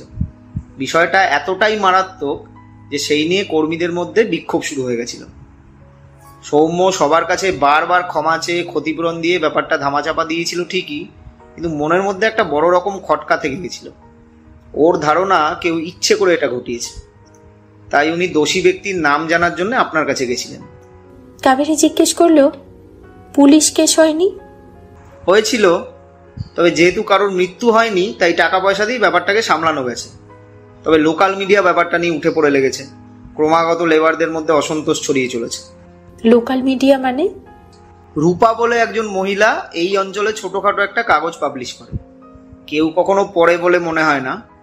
সে একদম আদা জল খেয়ে সৌম্যর পেছনে লেগেছিল। কাবেরী সন্দিগ্ধ গলায় জিজ্ঞেস করলো, এনার নাম কি শুধুই রূপা, নাকি তারপরে কিছু আছে? না, রূপা বলেই ডাকে সবাই। পুরো নামটা কি যেন? রূপাঞ্জনা? হ্যাঁ হ্যাঁ, তাই বোধহয় বলেছিল। কাবেরী মনে মনে হিসেব মেলালো। তাহলে এই রূপাঞ্জনার নামেই ব্যাংক থেকে প্রতি মাসে 70,000 টাকা করে জমা পড়ে। কিন্তু উনি তো বললেন মাত্র কয়েকদিন আগে ঘটনাটা ঘটেছে। তাহলে উনি তার আগে থেকেই কেন টাকা দিতেন? কোনো তথ্য গোপন করার জন্যে, নাকি অন্য কিছু? একটা বাস ধরে কাবেরী আবার সুইট হারভেস্টে গেল। ফ্যাক্টরির যে জায়গায় অ্যাক্সিডেন্টটা হয়েছিল সেখানটা একবার দেখা দরকার। তাছাড়া ম্যানেজারের সাথে তখন দেখা হয়নি, ওনার সাথেও কথা বলা দরকার। রজত নিজের চেম্বারেই ছিলেন। আজ আর কোনো রকম খারাপ ব্যবহার করলেন না। সৌম্যর মৃত্যুতে উনি খুবই আঘাত পেয়েছেন। একটা দীর্ঘশ্বাস ছেড়ে বললেন, সুইট হারভেস্টের একদম শুরুর দিন থেকে আমি ওনার সঙ্গে আছি। কোনোদিন কর্মচারীর মতো চোখে দেখেননি, সবসময় নিজের বন্ধুর মতোই মিশেছেন। আচ্ছা, ওনার অবর্তমানে এখন কোম্পানির মালিক কে হবেন? তা জানি না, কাল পরশু করে বোর্ড মিটিং ডাকতে হবে, সেখানেই ঠিক হবে। অ্যাটর্নিকেও জিজ্ঞেস করতে হবে, যদি কাউকে উনি ঠিক করে দিয়ে থাকেন সেটাও দেখতে হবে। ওনার কোনো শত্রু আছে কি যিনি এটা করে থাকতে পারে? না, এতটা করবে বলে তো মনে হয় না। তবে ইদানিং কোম্পানিতে কিছু কিছু ঝামেলা হচ্ছিল। হ্যাঁ, কি রকম? কিছুদিন আগে একটা মেশিন রিপেয়ারিং এর সময় একজন কর্মচারী বেল্টের মধ্যে থাকাকালীন কেউ মেশিনের সুইচ অন করে দিয়েছিল। আচ্ছা। জাস্ট সেকেন্ডের মধ্যে অন্য একজন অপারেটরের তৎপরতায় সে প্রাণে বেঁচে গিয়েছিল। যাক। আদারওয়াইজ, কিন্তু স্যারের ধারণা এটা কেউ জেনে বুঝে করেছে, কারণ ওই সময় ভুল করে কেউ সুইচ অন করতেই পারে না। ওই সুইচের আশেপাশে কোনো সিসিটিভি ছিল না? না, সিসিটিভি নেই, তবে একজন গার্ড থাকে। সেই সময় ও ইন্টারকমে একটা ফোন এসেছিল বলে সে কথা বলতে চলে গিয়েছিল। ওহো, আচ্ছা, ওই গার্ডের সঙ্গে আমি একটু কথা বলতে পারি কি? না, সে তো চাকরি ছেড়ে চলেই গিয়েছে। সে কি, কেন? ওই যে ওই ঘটনার পর অনেকে অনেক জিজ্ঞাসাবাদ করছিল, তাই সে ছেড়ে দিয়েছে চাকরি। ওকে। পুলিশ বা মিডিয়া এই ঘটনাটা নিয়ে কিছু বলেনি? দেখুন, পুলিশকে টাকা পয়সা দিয়ে ম্যানেজ করা গেছে, কিন্তু ওই যে মিডিয়া একটু বেশি ঝামেলা করছে। ও তাই? আমি বোধহয় ব্যাপারটা মিস করে গেছি। না, আপনার দেখার কথাও নয়। খুবই একটা অখ্যাত পত্রিকা, নামটা কি যেন, শিল্প সংবাদে খবরটা বেরিয়েছিল। ও হ্যাঁ হ্যাঁ, শিল্প সংবাদের নাম শুনেছি। ওর এডিটরের নাম রূপাঞ্জনা না? না না, রূপাঞ্জনা নয়, রূপালী দাশগুপ্তা। ওই আমরা রূপা নামেই জানি আর কি। ও হ্যাঁ হ্যাঁ, রূপালী। আচ্ছা, উনি এখনো আসেন? না, কিছুদিন হলো আর আসছেন না। ওকে, উনি থাকেন কোথায়? না, সেটা তো জানি না। আচ্ছা, সৌমাল্যবাবু সেদিন মালদাতে কেন যাচ্ছিলেন? দেখুন, ওখানে বেশ কিছু হোলসেলার আছে যারা আমাদের সাথে আমাদের অনেক বড় বড় অর্ডার দেয়। তাদের সঙ্গে মিটিং করে ওখানকার মার্কেটের চাহিদাগুলো জানতে হয়। যেমন ধরুন, রাইভাল কোম্পানিগুলো নতুন কোনো প্রোডাক্ট লঞ্চ করার কথা ভাবছে কিনা, কোনো প্রোডাক্টের কোয়ালিটি নিয়ে কাস্টমাররা কিছু কমপ্লেইন করছে কিনা, এসব অনেক কিছু আলোচনা থাকে। সব কথা তো আর ফোনে হয় না। হ্যাঁ, সে তো নিশ্চয়ই। আচ্ছা, উনি কি শুধু মালদাতেই যেতেন নাকি অন্যান্য জায়গাতেও যেতেন? না না, অনেক জায়গাতে যেতেন, নিজেও যেতেন, আমাকেও পাঠাতেন। বেশ। আচ্ছা, এবারে উনি যে মালদা যাব বলে গেলেন না, তো ওখানকার লোকেরা ওনার খোঁজ টোঁজ করেননি? হ্যাঁ, করেছিল তো, জিজ্ঞেস করেছিল। আমি ভেবেছিলাম উনি কোনো কাজে আটকে গেছেন। হ্যাঁ, কিন্তু পরে আপনি ওনাকে ফোন করে আর জানতে চাননি? দেখুন, উনি খুব একটা ফোন ধরতেন না, আর ফোন করতেনও না, তাই আর ফোন করা হয়ে ওঠেনি। ওকে, ঠিক আছে, আমি এখন আসছি। গার্ডদের সঙ্গে একবার কথা বলে তারপর যাব। ওকে, আমিও যাই আপনার সাথে। না না, আপনার যাওয়ার দরকার নেই। আপনার সামনে ওরা ভয় কিছু বলবে না, আমি একাই যাচ্ছি। ঠিক আছে, ঠিক আছে। অরূপ নামের একজন সুপারভাইজারকে ডেকে রজত বলে দিলেন যে কাবেরীকে যেন সবকিছু ঘুরিয়ে দেখানো হয়। কাবেরী আগে সৌম্যর রুমটা দেখতে চাইল। একটু আগে যখন এসেছিল তখন ওটা বাইরে থেকে লক করা ছিল বলে দেখতে পারেনি। এখনো লকই রয়েছে, তবে অরূপ একজন গার্ডকে ডেকে দরজা খুলিয়ে নিলেন। কাবেরী ভিতরে ঢুকে চারদিকটা দেখতে লাগলো। সৌম্যর বাড়িতে ওর ঘরের যে চেহারা দেখেছিল এটা একদমই তেমন না। ডেস্ক, চেয়ার সবকিছুই মোটামুটি গুছানো রয়েছে। বোঝা যায় ক্লিনিক স্টাফরা এই ঘরটাকে নিয়মিত পরিষ্কার করে। বেশ কিছু ফাইলপত্র টেবিলের উপর রাখা রয়েছে। ও ড্রয়ারগুলো টেনে টেনে দেখল। অনেক কাগজপত্র রাখা রয়েছে। একটু ওপর ওপর চোখ বোলালো। এতগুলো কাগজ একবারে দেখা সম্ভব নয়, প্রয়োজন হলে আবার আসতে হবে। ঘরের একদিকে একটা টেবিলে কম্পিউটার রাখা, সেটা চালু করতে বলল। অরূপ বললেন, ওটা অ্যাকচুয়ালি স্যারের স্টেনোগ্রাফার লিজা চালাতো। তিনি কোথায় জিজ্ঞেস করতে বলল। 1 সপ্তাহের জন্য ছুটি নিয়েছে। মেয়েটির অ্যাড্রেস জিজ্ঞেস করতে অরূপ বললেন, আমি HR ডিপার্টমেন্টের একজনকে ডেকে পাঠাচ্ছি, ওরাই ঠিক মতো বলতে পারবে। ঘরের একদিকে একটা সোফা আর সেন্টার টেবিল রাখা রয়েছে। টেবিলের উপর 7-8টা নিউজ পেপার রাখা। কাবেরী সেগুলো উল্টাতে পাল্টাতে জিজ্ঞেস করলো, এতগুলো পেপার উনি পড়তেন? না না, এগুলো রাখাই থাকতো। স্যার খুব একটা পেপার পড়ার সময় পেতেন না। এর মধ্যে শিল্প সংবাদ দেখছি না তো। শিল্প সংবাদ? কি জানি, আসতো হয়তো। দাঁড়ান, জিজ্ঞেস করছি। কথা বলতে বলতেই একটা মেয়ে এসে অ্যাটেনশনের ভঙ্গিতে দাঁড়ালো। অরূপ বলল, স্মিতা, এই ম্যাডাম জানতে চাইছেন স্যারের জন্য শিল্প সংবাদ বলে কোনো নিউজ পেপার নেওয়া হতো কি? স্মিতা কোনো কালে এমন পেপারের নাম শুনেছে বলে মনে হলো না। না তো, সেটা কি পপুলার কোনো পেপার? কাবেরী বলল, ফ্যাক্টরিতে অ্যাক্সিডেন্টের ইনসিডেন্টটা হবার পর মিডিয়ার যে মহিলা আসতেন, রূপা না কি যেন নাম, তার পেপারের কথা বলছি। ও আচ্ছা, হ্যাঁ, রূপা ম্যাডাম একটা কিছু নিউজ পেপারের সাথে যুক্ত শুনেছিলাম, তবে ওরকম কোনো পেপার আমরা তো নিই না। ওনার পুরো নামটা কি? কার? রূপা ম্যাডামের? হ্যাঁ, রূপালী দাশগুপ্ত। ওকে। আর একটা কথা, সৌমাল্যের স্টেনোগ্রাফার মানে ওই লিজার ডিটেলগুলো একটু বলবেন প্লিজ?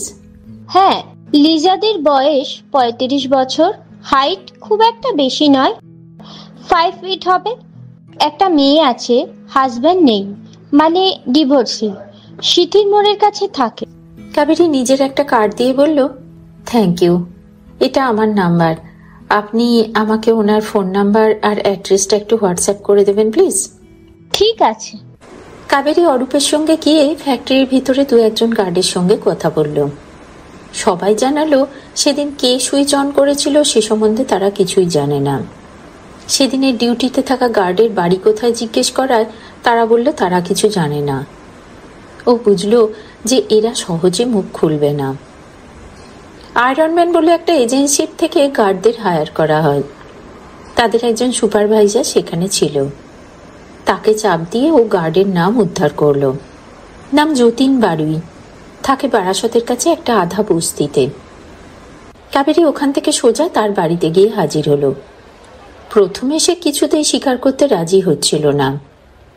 কাবেরী অন্য রাস্তা ধরল, জিজ্ঞেস করলো সৌমাল্যবাবু কেমন মানুষ ছিলেন। তখন তারা স্বামী স্ত্রী একসাথে সরব হলেন। ওনার মতো ভালো মানুষ আর হয় না। সবার সাথে উনি ডেকে ডেকে কথা বলতেন। ওর মতো মানুষের যে কোনো শত্রু থাকতে পারে সেটা কল্পনাই করা যায় না। ওনার মতন একজন ভালো মানুষকে কেউ খুন করেছে। আপনারা চান না আমি তাকে খুঁজে বার করি? ওরা নিজেদের মধ্যে দৃষ্টি বিনিময় করে বলল, বলছি, কিন্তু দেখবেন আমাদের যেন কোনো ক্ষতি না হয়। আপনি নিশ্চিন্তে বলুন, আপনার নাম কেউ জানতে পারবে না। সেদিন মেশিনে যখন কাজ হচ্ছিল তখন সুইচ ইয়ার্ডে আমার ডিউটি ছিল। হুম। সেই সময় গেটের ইন্টারকমে একটা ফোন আসে, তো অন্য গার্ডরা আমাকে ডেকে পাঠায়। আমি গিয়ে ফোন ধরি, কিন্তু কেউ কিছু বলে না। আচ্ছা। তখনই ভেতর থেকে মেশিন চালু হওয়ার আর তার সঙ্গে তুমুল হইচইয়ের আওয়াজ শুনে আমি দৌড়ে ভেতরে যাই। গিয়ে শুনি মেনটেনেন্স চলাকালীন কেউ হঠাৎ করে মেশিনটা চালু করে দিয়েছিল। সে কি? অবশ্য ততক্ষণে একজন প্রচণ্ড তৎপরতার সাথে ইমার্জেন্সি বাটন টিপে দেয়, ফলে মেশিন বন্ধ হয়ে গেছিল। যাক। হ্যাঁ, তো সেই মেকানিকের চোট আঘাত খুব সামান্যই ছিল, কিন্তু ভয়ে সে অজ্ঞান হয়ে গিয়েছিল। কারণ আর কয়েক সেকেন্ডের মধ্যেই সে ক্রাশারে ঢুকে যেত আর তার বডিটা একেবারে দুমড়ে মুচড়ে পিষে যেত। বাপরে। তখনই দৌড়ে সুইচের কাছে গিয়ে দেখি দূরে একজন পালিয়ে যাচ্ছে। আমি তার পেছনে দৌড়েও ছিলাম, কিন্তু ধরতে পারিনি। তাকে দেখতে পাননি? না, দৌড়ে অনেকটা দূরে চলে গেছিল। ও, সে ছেলে না মেয়ে সেটাও বুঝতে পারেননি? না না, সাদা কাপড় দিয়ে মুখ ঢাকা ছিল, তবে বেশ লম্বা আর রোগা ছিল। যতীনের বউ একটু দ্বিধাভরে বলল, ওনাকে ওই কাগজটা দেখাবে না? যতীন একটা কাগজ এনে কাবেরীকে দিয়ে বলল, সেই লোকটাকে ধাওয়া করার পর এটা কুড়িয়ে পেয়েছিলাম। হয়তো অন্য কারোর থেকেও পড়ে গিয়ে থাকতে পারে, তাও আমি উঠিয়ে নিজের কাছে রেখেছিলাম। কাবেরী হাতে নিয়ে দেখলো সেটা একটা বিশ্বকর্মা পুজোর চাঁদার বিল। মিলন সংঘ বলে কোনো একটা ক্লাবের। ঠিকানা দেয়া নেই, নিচে সভাপতি আর কোষাধ্যক্ষের সই। নামের জায়গায় লেখা রয়েছে কাকু, টাকার জায়গায় 1000 টাকা। কোষাধ্যক্ষের নিচে খোকন বলে কারুর একটা নাম সই করা রয়েছে। যতীনের সাথে নিজের ফোন নাম্বার বিনিময় করে কাবেরী ওখান থেকে চলে গেল। রাস্তায় বেরিয়ে কাবেরী ঘড়ি দেখল, মাত্র 6:30 বাজে এখন। সৌম্যর সেই স্টেনোগ্রাফারের বাড়ি যাওয়াই যায়। ও স্মিতার মেসেজ থেকে ঠিকানাটা দেখে একটা উবার বুক করে অপূর্বা অ্যাপার্টমেন্টে গেল। 4th ফ্লোরে লিফট থেকে বেরিয়ে বাড়ির বেল বাজালো। একজন মহিলা দরজা খুলে ফোনের দিকে তাকিয়ে হাত বাড়িয়ে বললেন, 5673। কাবেরী কিছু বুঝতে না পেরে তাকিয়ে রইল। মহিলা এবার চোখ তুলে ওর দিকে তাকিয়ে দেখে বললেন, আপনি? ওর উত্তর দেবার আগেই একটা ফুড ডেলিভারি পার্সন এসে খাবারের একটা প্যাকেট ওনার হাতে দিলেন। উনি থ্যাঙ্কস বলে একটু আগে কাবেরীকে বলা ওটিপিটা আবার বলল, 5673। ছেলেটা সেটা মোবাইলে পুট করতে করতে চলে গেল। ভিতর থেকে একটি পুরুষ কণ্ঠ শোনা গেল, আরে তাড়াতাড়ি নিয়ে এসো কেকটা, এসে গেছে বললে বলে আমি ক্যান্ডেলগুলো জেলেও ফেলেছি তো। মেয়েটা বলল, আসছি, একটু ওয়েট করো, কেউ একজন এসেছেন বলে আবার কাবেরীকে বলল, আপনি কি বাড়ি ভুল করেছেন? কত নাম্বার ফ্ল্যাটে যেতে চান? এতক্ষণ চোখের আড়ালে থাকা মানুষটি এবার কৌতূহলে দরজার কাছে এসে মুখ বাড়ালেন। তারপরে কাবেরীকে দেখে তার চোখ মুখ ফ্যাকাশে হয়ে গেল। লোকটি আর কেউ না, সৌমাল্যের ম্যানেজার রজত, যিনি আজ সকালেই সৌম্যর দুঃখে কাঁদো কাঁদো গলায় কথা বলছিলেন। এখন তিনি সৌম্যর স্টেনোগ্রাফার লিজার সাথে কেক কাটছেন। উনি ভয় মিশ্রিত গলায় বললেন, আপনি? কাবেরী বলল, এখানেই দাঁড়িয়ে থাকবো নাকি ভিতরে আসবো?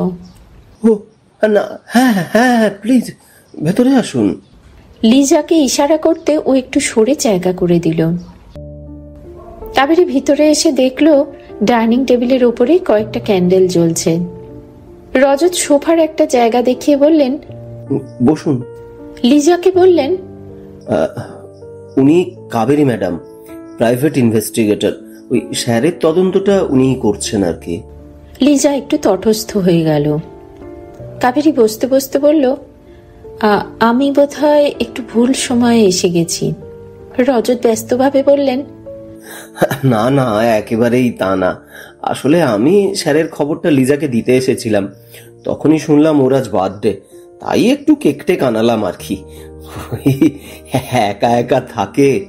কাবেরী ওনার কথা সূত্র ধরে বলল, একা থাকেন কেন? আমি তো শুনেছিলাম আপনার সাথে আপনার মেয়েও থাকে। মেয়ে বন্ধুদের সাথে বেড়াতে গেছে। ও, কবে গেছে? বাই দ্য ওয়ে, ক্যান্ডেলগুলো কিন্তু জ্বলে যাচ্ছে, আপনারা প্লিজ কেক কাটিংটা করে নিন, আমি ওয়েট করছি। ওরা একটু ইতস্তত করে কেক কাটিং পর্ব সেরে নিল। লিজা ক্যান্ডেলে ফুঁ দিয়ে নেভালো, তারপর কেক কাটলো। রজত ক্ল্যাপ করলো, যদিও তার কোনো আওয়াজ বেরোলো না। শেষে একে অপরকে কেক খাইয়ে দিল, কোনো ছবি তুলল না। কাবেরী পুরো সময়টা মোবাইল দেখে কাটিয়ে দিল। 3টে প্লেটে কেক নিয়ে লিজা এসে বসলো। স্মিতা বলেছিল এনার বয়স 35 বছর, দেখে কিন্তু 25-এর বেশি মনে হচ্ছে না। উনি বেশ যত্ন করে প্রসাধন করেছেন, একটা ওয়াইন কালারের গাউন পরেছেন, কানে খুব বড় বড় দুটো ইয়াররিং, চোখে ম্যাচিং আইশ্যাডো, টকটকে লাল রঙের লিপস্টিক। কাবেরী থ্যাঙ্কস বলে প্লেটটা নিল। চামচে করে কেকটা কাটতে কাটতে বলল, হ্যাপি বার্থডে। উনি বললেন, থ্যাঙ্কস। আপনার মেয়ে আপনার জন্মদিনে থাকতে পারলো না। ও তো যেতেই চাইছিল না, আমি জোর করে পাঠালাম। কোথায় গেছে? বন্ধুদের সাথে গোয়া গেছে। ও, কবে গেছে? পরশু, দিন 2 পরে ফিরে আসবে। ওকে। আপনি শুনলাম 1 সপ্তাহ ছুটি নিয়েছেন? হ্যাঁ। কেন, শরীর টরীর খারাপ নাকি? হ্যাঁ, একটু পা মুচকে গিয়েছিল আর কি। ওহো, আমি ভেবেছিলাম আপনি আগে থেকেই ছুটি নিয়ে রেখেছিলেন। পা মুচকে যাবার পরে ছুটি নিয়েছেন সেটা জানতাম না। যাই হোক, যে জন্য আসা, এবারে সে প্রসঙ্গে আসি। আপনি সুইট হারভেস্টে কতদিন ধরে আছেন? 5 বছর। সৌমাল্য সব চিঠিপত্র আপনিই বানাতেন, তাই তো? হ্যাঁ। 2-1 মাসের মধ্যে কোনো সন্দেহজনক কিছু নোটিশ করেছিলেন কি? মানে যার জন্য ওনার এরকম ঘটনাটা হতে পারে? না তো, তেমন কিছুই হয়নি। নর্মাল যেমন রোজকার কাজ চলে তেমনই চলতো। ঠিক আছে, আমি আজ আসছি। আমার এই কার্ডটা রাখুন, যদি কিছু বলবার মতো মনে হয় তো প্লিজ ফোন করে বলবেন। রজত উঠে পড়ে বলল, চলুন, আমিও চাই। আপনাকে যাওয়ার পথে চলুন, ড্রপ করে দিচ্ছি।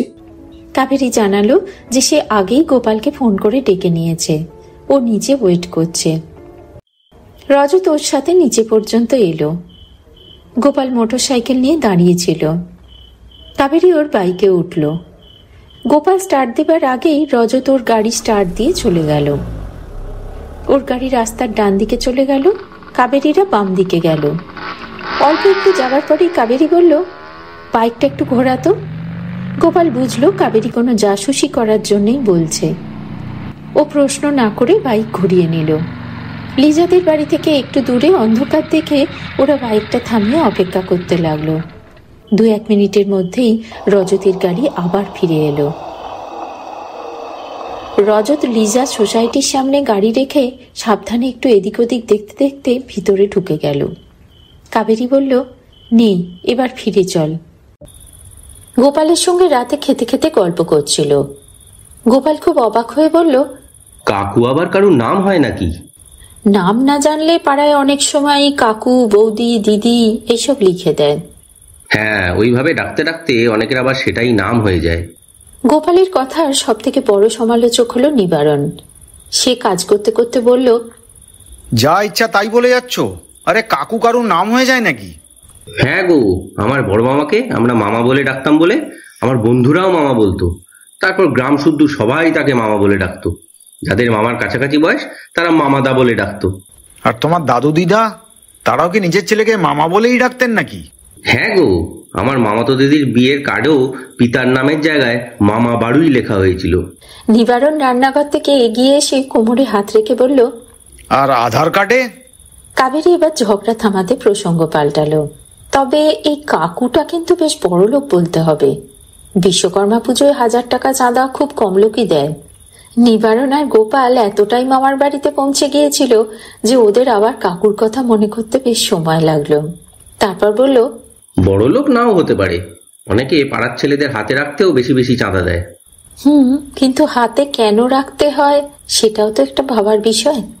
হ্যাঁ, সেটা তো ঠিকই, কিন্তু এই কাকুর সন্ধান করবি কি করে? বিলে তো কোনো ঠিকানা লেখা নেই। খড়ের গাদায় সুচ খোঁজার কাজটা ভাবছি রামলাল দাস সরণি থেকে শুরু করব। সেটা আবার কোথায়? সৌমাল্য মারা যাবার দিন সকালে অটোতে করে যেখানে গিয়েছিলেন। ওখানে কি ওই লোকটার ওই গার্লফ্রেন্ড, কি যেন নাম, রূপা মানে রূপাঞ্জনা থাকে? রূপাঞ্জনা সত্যিই ওর গার্লফ্রেন্ড কিনা সেটা এখনো জানি না। আর রূপা নামের জার্নালিস্টের পুরো নাম তো রূপালী, রূপাঞ্জনা না। গোপাল ঢকঢক করে 1 গ্লাস জল খেয়ে বলল, বাপরে, চারিদিকে এত সোনার উপর ছড়াছড়ি, তুই সামলা। কোথাও যেতে হলে বলিস, আমি ড্রপ করে দিতে পারি। কাবেরী ঠিক আছে বলে নিজের ঘরে চলে এলো। মোবাইল খুলে দেখলো একটা আননোন নাম্বার থেকে ভয়েস মেসেজ এসেছে। খুলে লিজার গলা শোনা গেল, আপনি এখন রাস্তায় আছেন বলে ফোন না করে মেসেজ করছি। একটা কথা তখন আপনাকে বলতে ভুলে গিয়েছিলাম। দিন 5 আগে স্যারের কাছে অ্যাটর্নি বিজয় ঘোষের ফোন এসেছিল ল্যান্ডলাইনে। স্যার ছিলেন না বলে আমি ধরেছিলাম। উনি বলেছিলেন স্যারকে বলে দিতে যে উনি যে ডিডটা করতে বলেছেন সেটা রেডি হয়ে গেছে। উনি কয়েকদিনের জন্য ফরেন ট্যুরে যাচ্ছেন, ফিরে এসে দিয়ে দেবেন। মেসেজটা আমি স্যারকে বলেছিলাম, স্যার শুধু শুনে ও বলেছিলেন, আর কোনো কথা বলেননি। আর যেদিন স্যার মারা গেলেন তার আগের দিন। লিজা কথাটা ইনকমপ্লিট ভাবেই সেন্ড করে দিয়েছে। কাবেরী একবার ভাবলো লিজাকে ফোন করে জিজ্ঞেস করে যে আর কি বলছিল। তারপর ভাবলো থাক, ও হয়তো রজতের সামনে কথাটা বলতে চায় না, তাই ভয়েস মেসেজ করে রেখেছে। মনে হয় রজত ঘরে ঢুকেছিল বলেই ও ইনকমপ্লিট অবস্থাতেই মেসেজটা পাঠিয়ে দিয়েছে। কাল যখন রজত অফিসে থাকবে তখন ফোন করতে হবে। ও আলো নিভিয়ে শুয়ে পড়ল। পরের দিন সকাল 8টার সময় ইন্সপেক্টর প্রদীপ ভট্টাচার্যর ফোন এলো। সুপ্রভাত। Good morning. তোমার সৌমাল্য হত্যার তদন্তে তোর নতুন চমক এসে গেল। কি রকম? সৌমাল্য সেক্রেটারি লিজা বলে একটি মেয়ে 4 তলা থেকে পড়ে মারা গেছে। কোন রকম সুইসাইড নোট পাওয়া যায়নি, তাই সন্দেহ করা হচ্ছে যে ওকে কেউ ইচ্ছাকৃতভাবে ঠেলে ফেলে দিয়েছে। শেষ হলো টুনটেলসের এবারের নিবেদন বিষাক্ত সাক্ষাতের প্রথম পর্ব। গল্পটির কাহিনী পরিচালনা আর কাবেরীর ভূমিকায় আছি আমি সোমা চট্টোপাধ্যায়। বিভিন্ন চরিত্রে যে সমস্ত কলাকুশলীরা অভিনয় করেছেন তাদের নাম পাবেন ডিসক্রিপশন বক্সে। এই গল্পের পরবর্তী তথা অন্তিম পর্বের লিঙ্ক পাবেন গল্পের শেষে স্ক্রিনের ওপর এবং ডেসক্রিপশনের শুরুতে। প্রথম পর্ব কেমন লাগলো অবশ্যই জানাবেন কিন্তু। আর যদি ভালো লাগে তাহলে গল্পটায় একটা লাইক আর সাবস্ক্রাইব করুন প্লিজ। নমস্কার।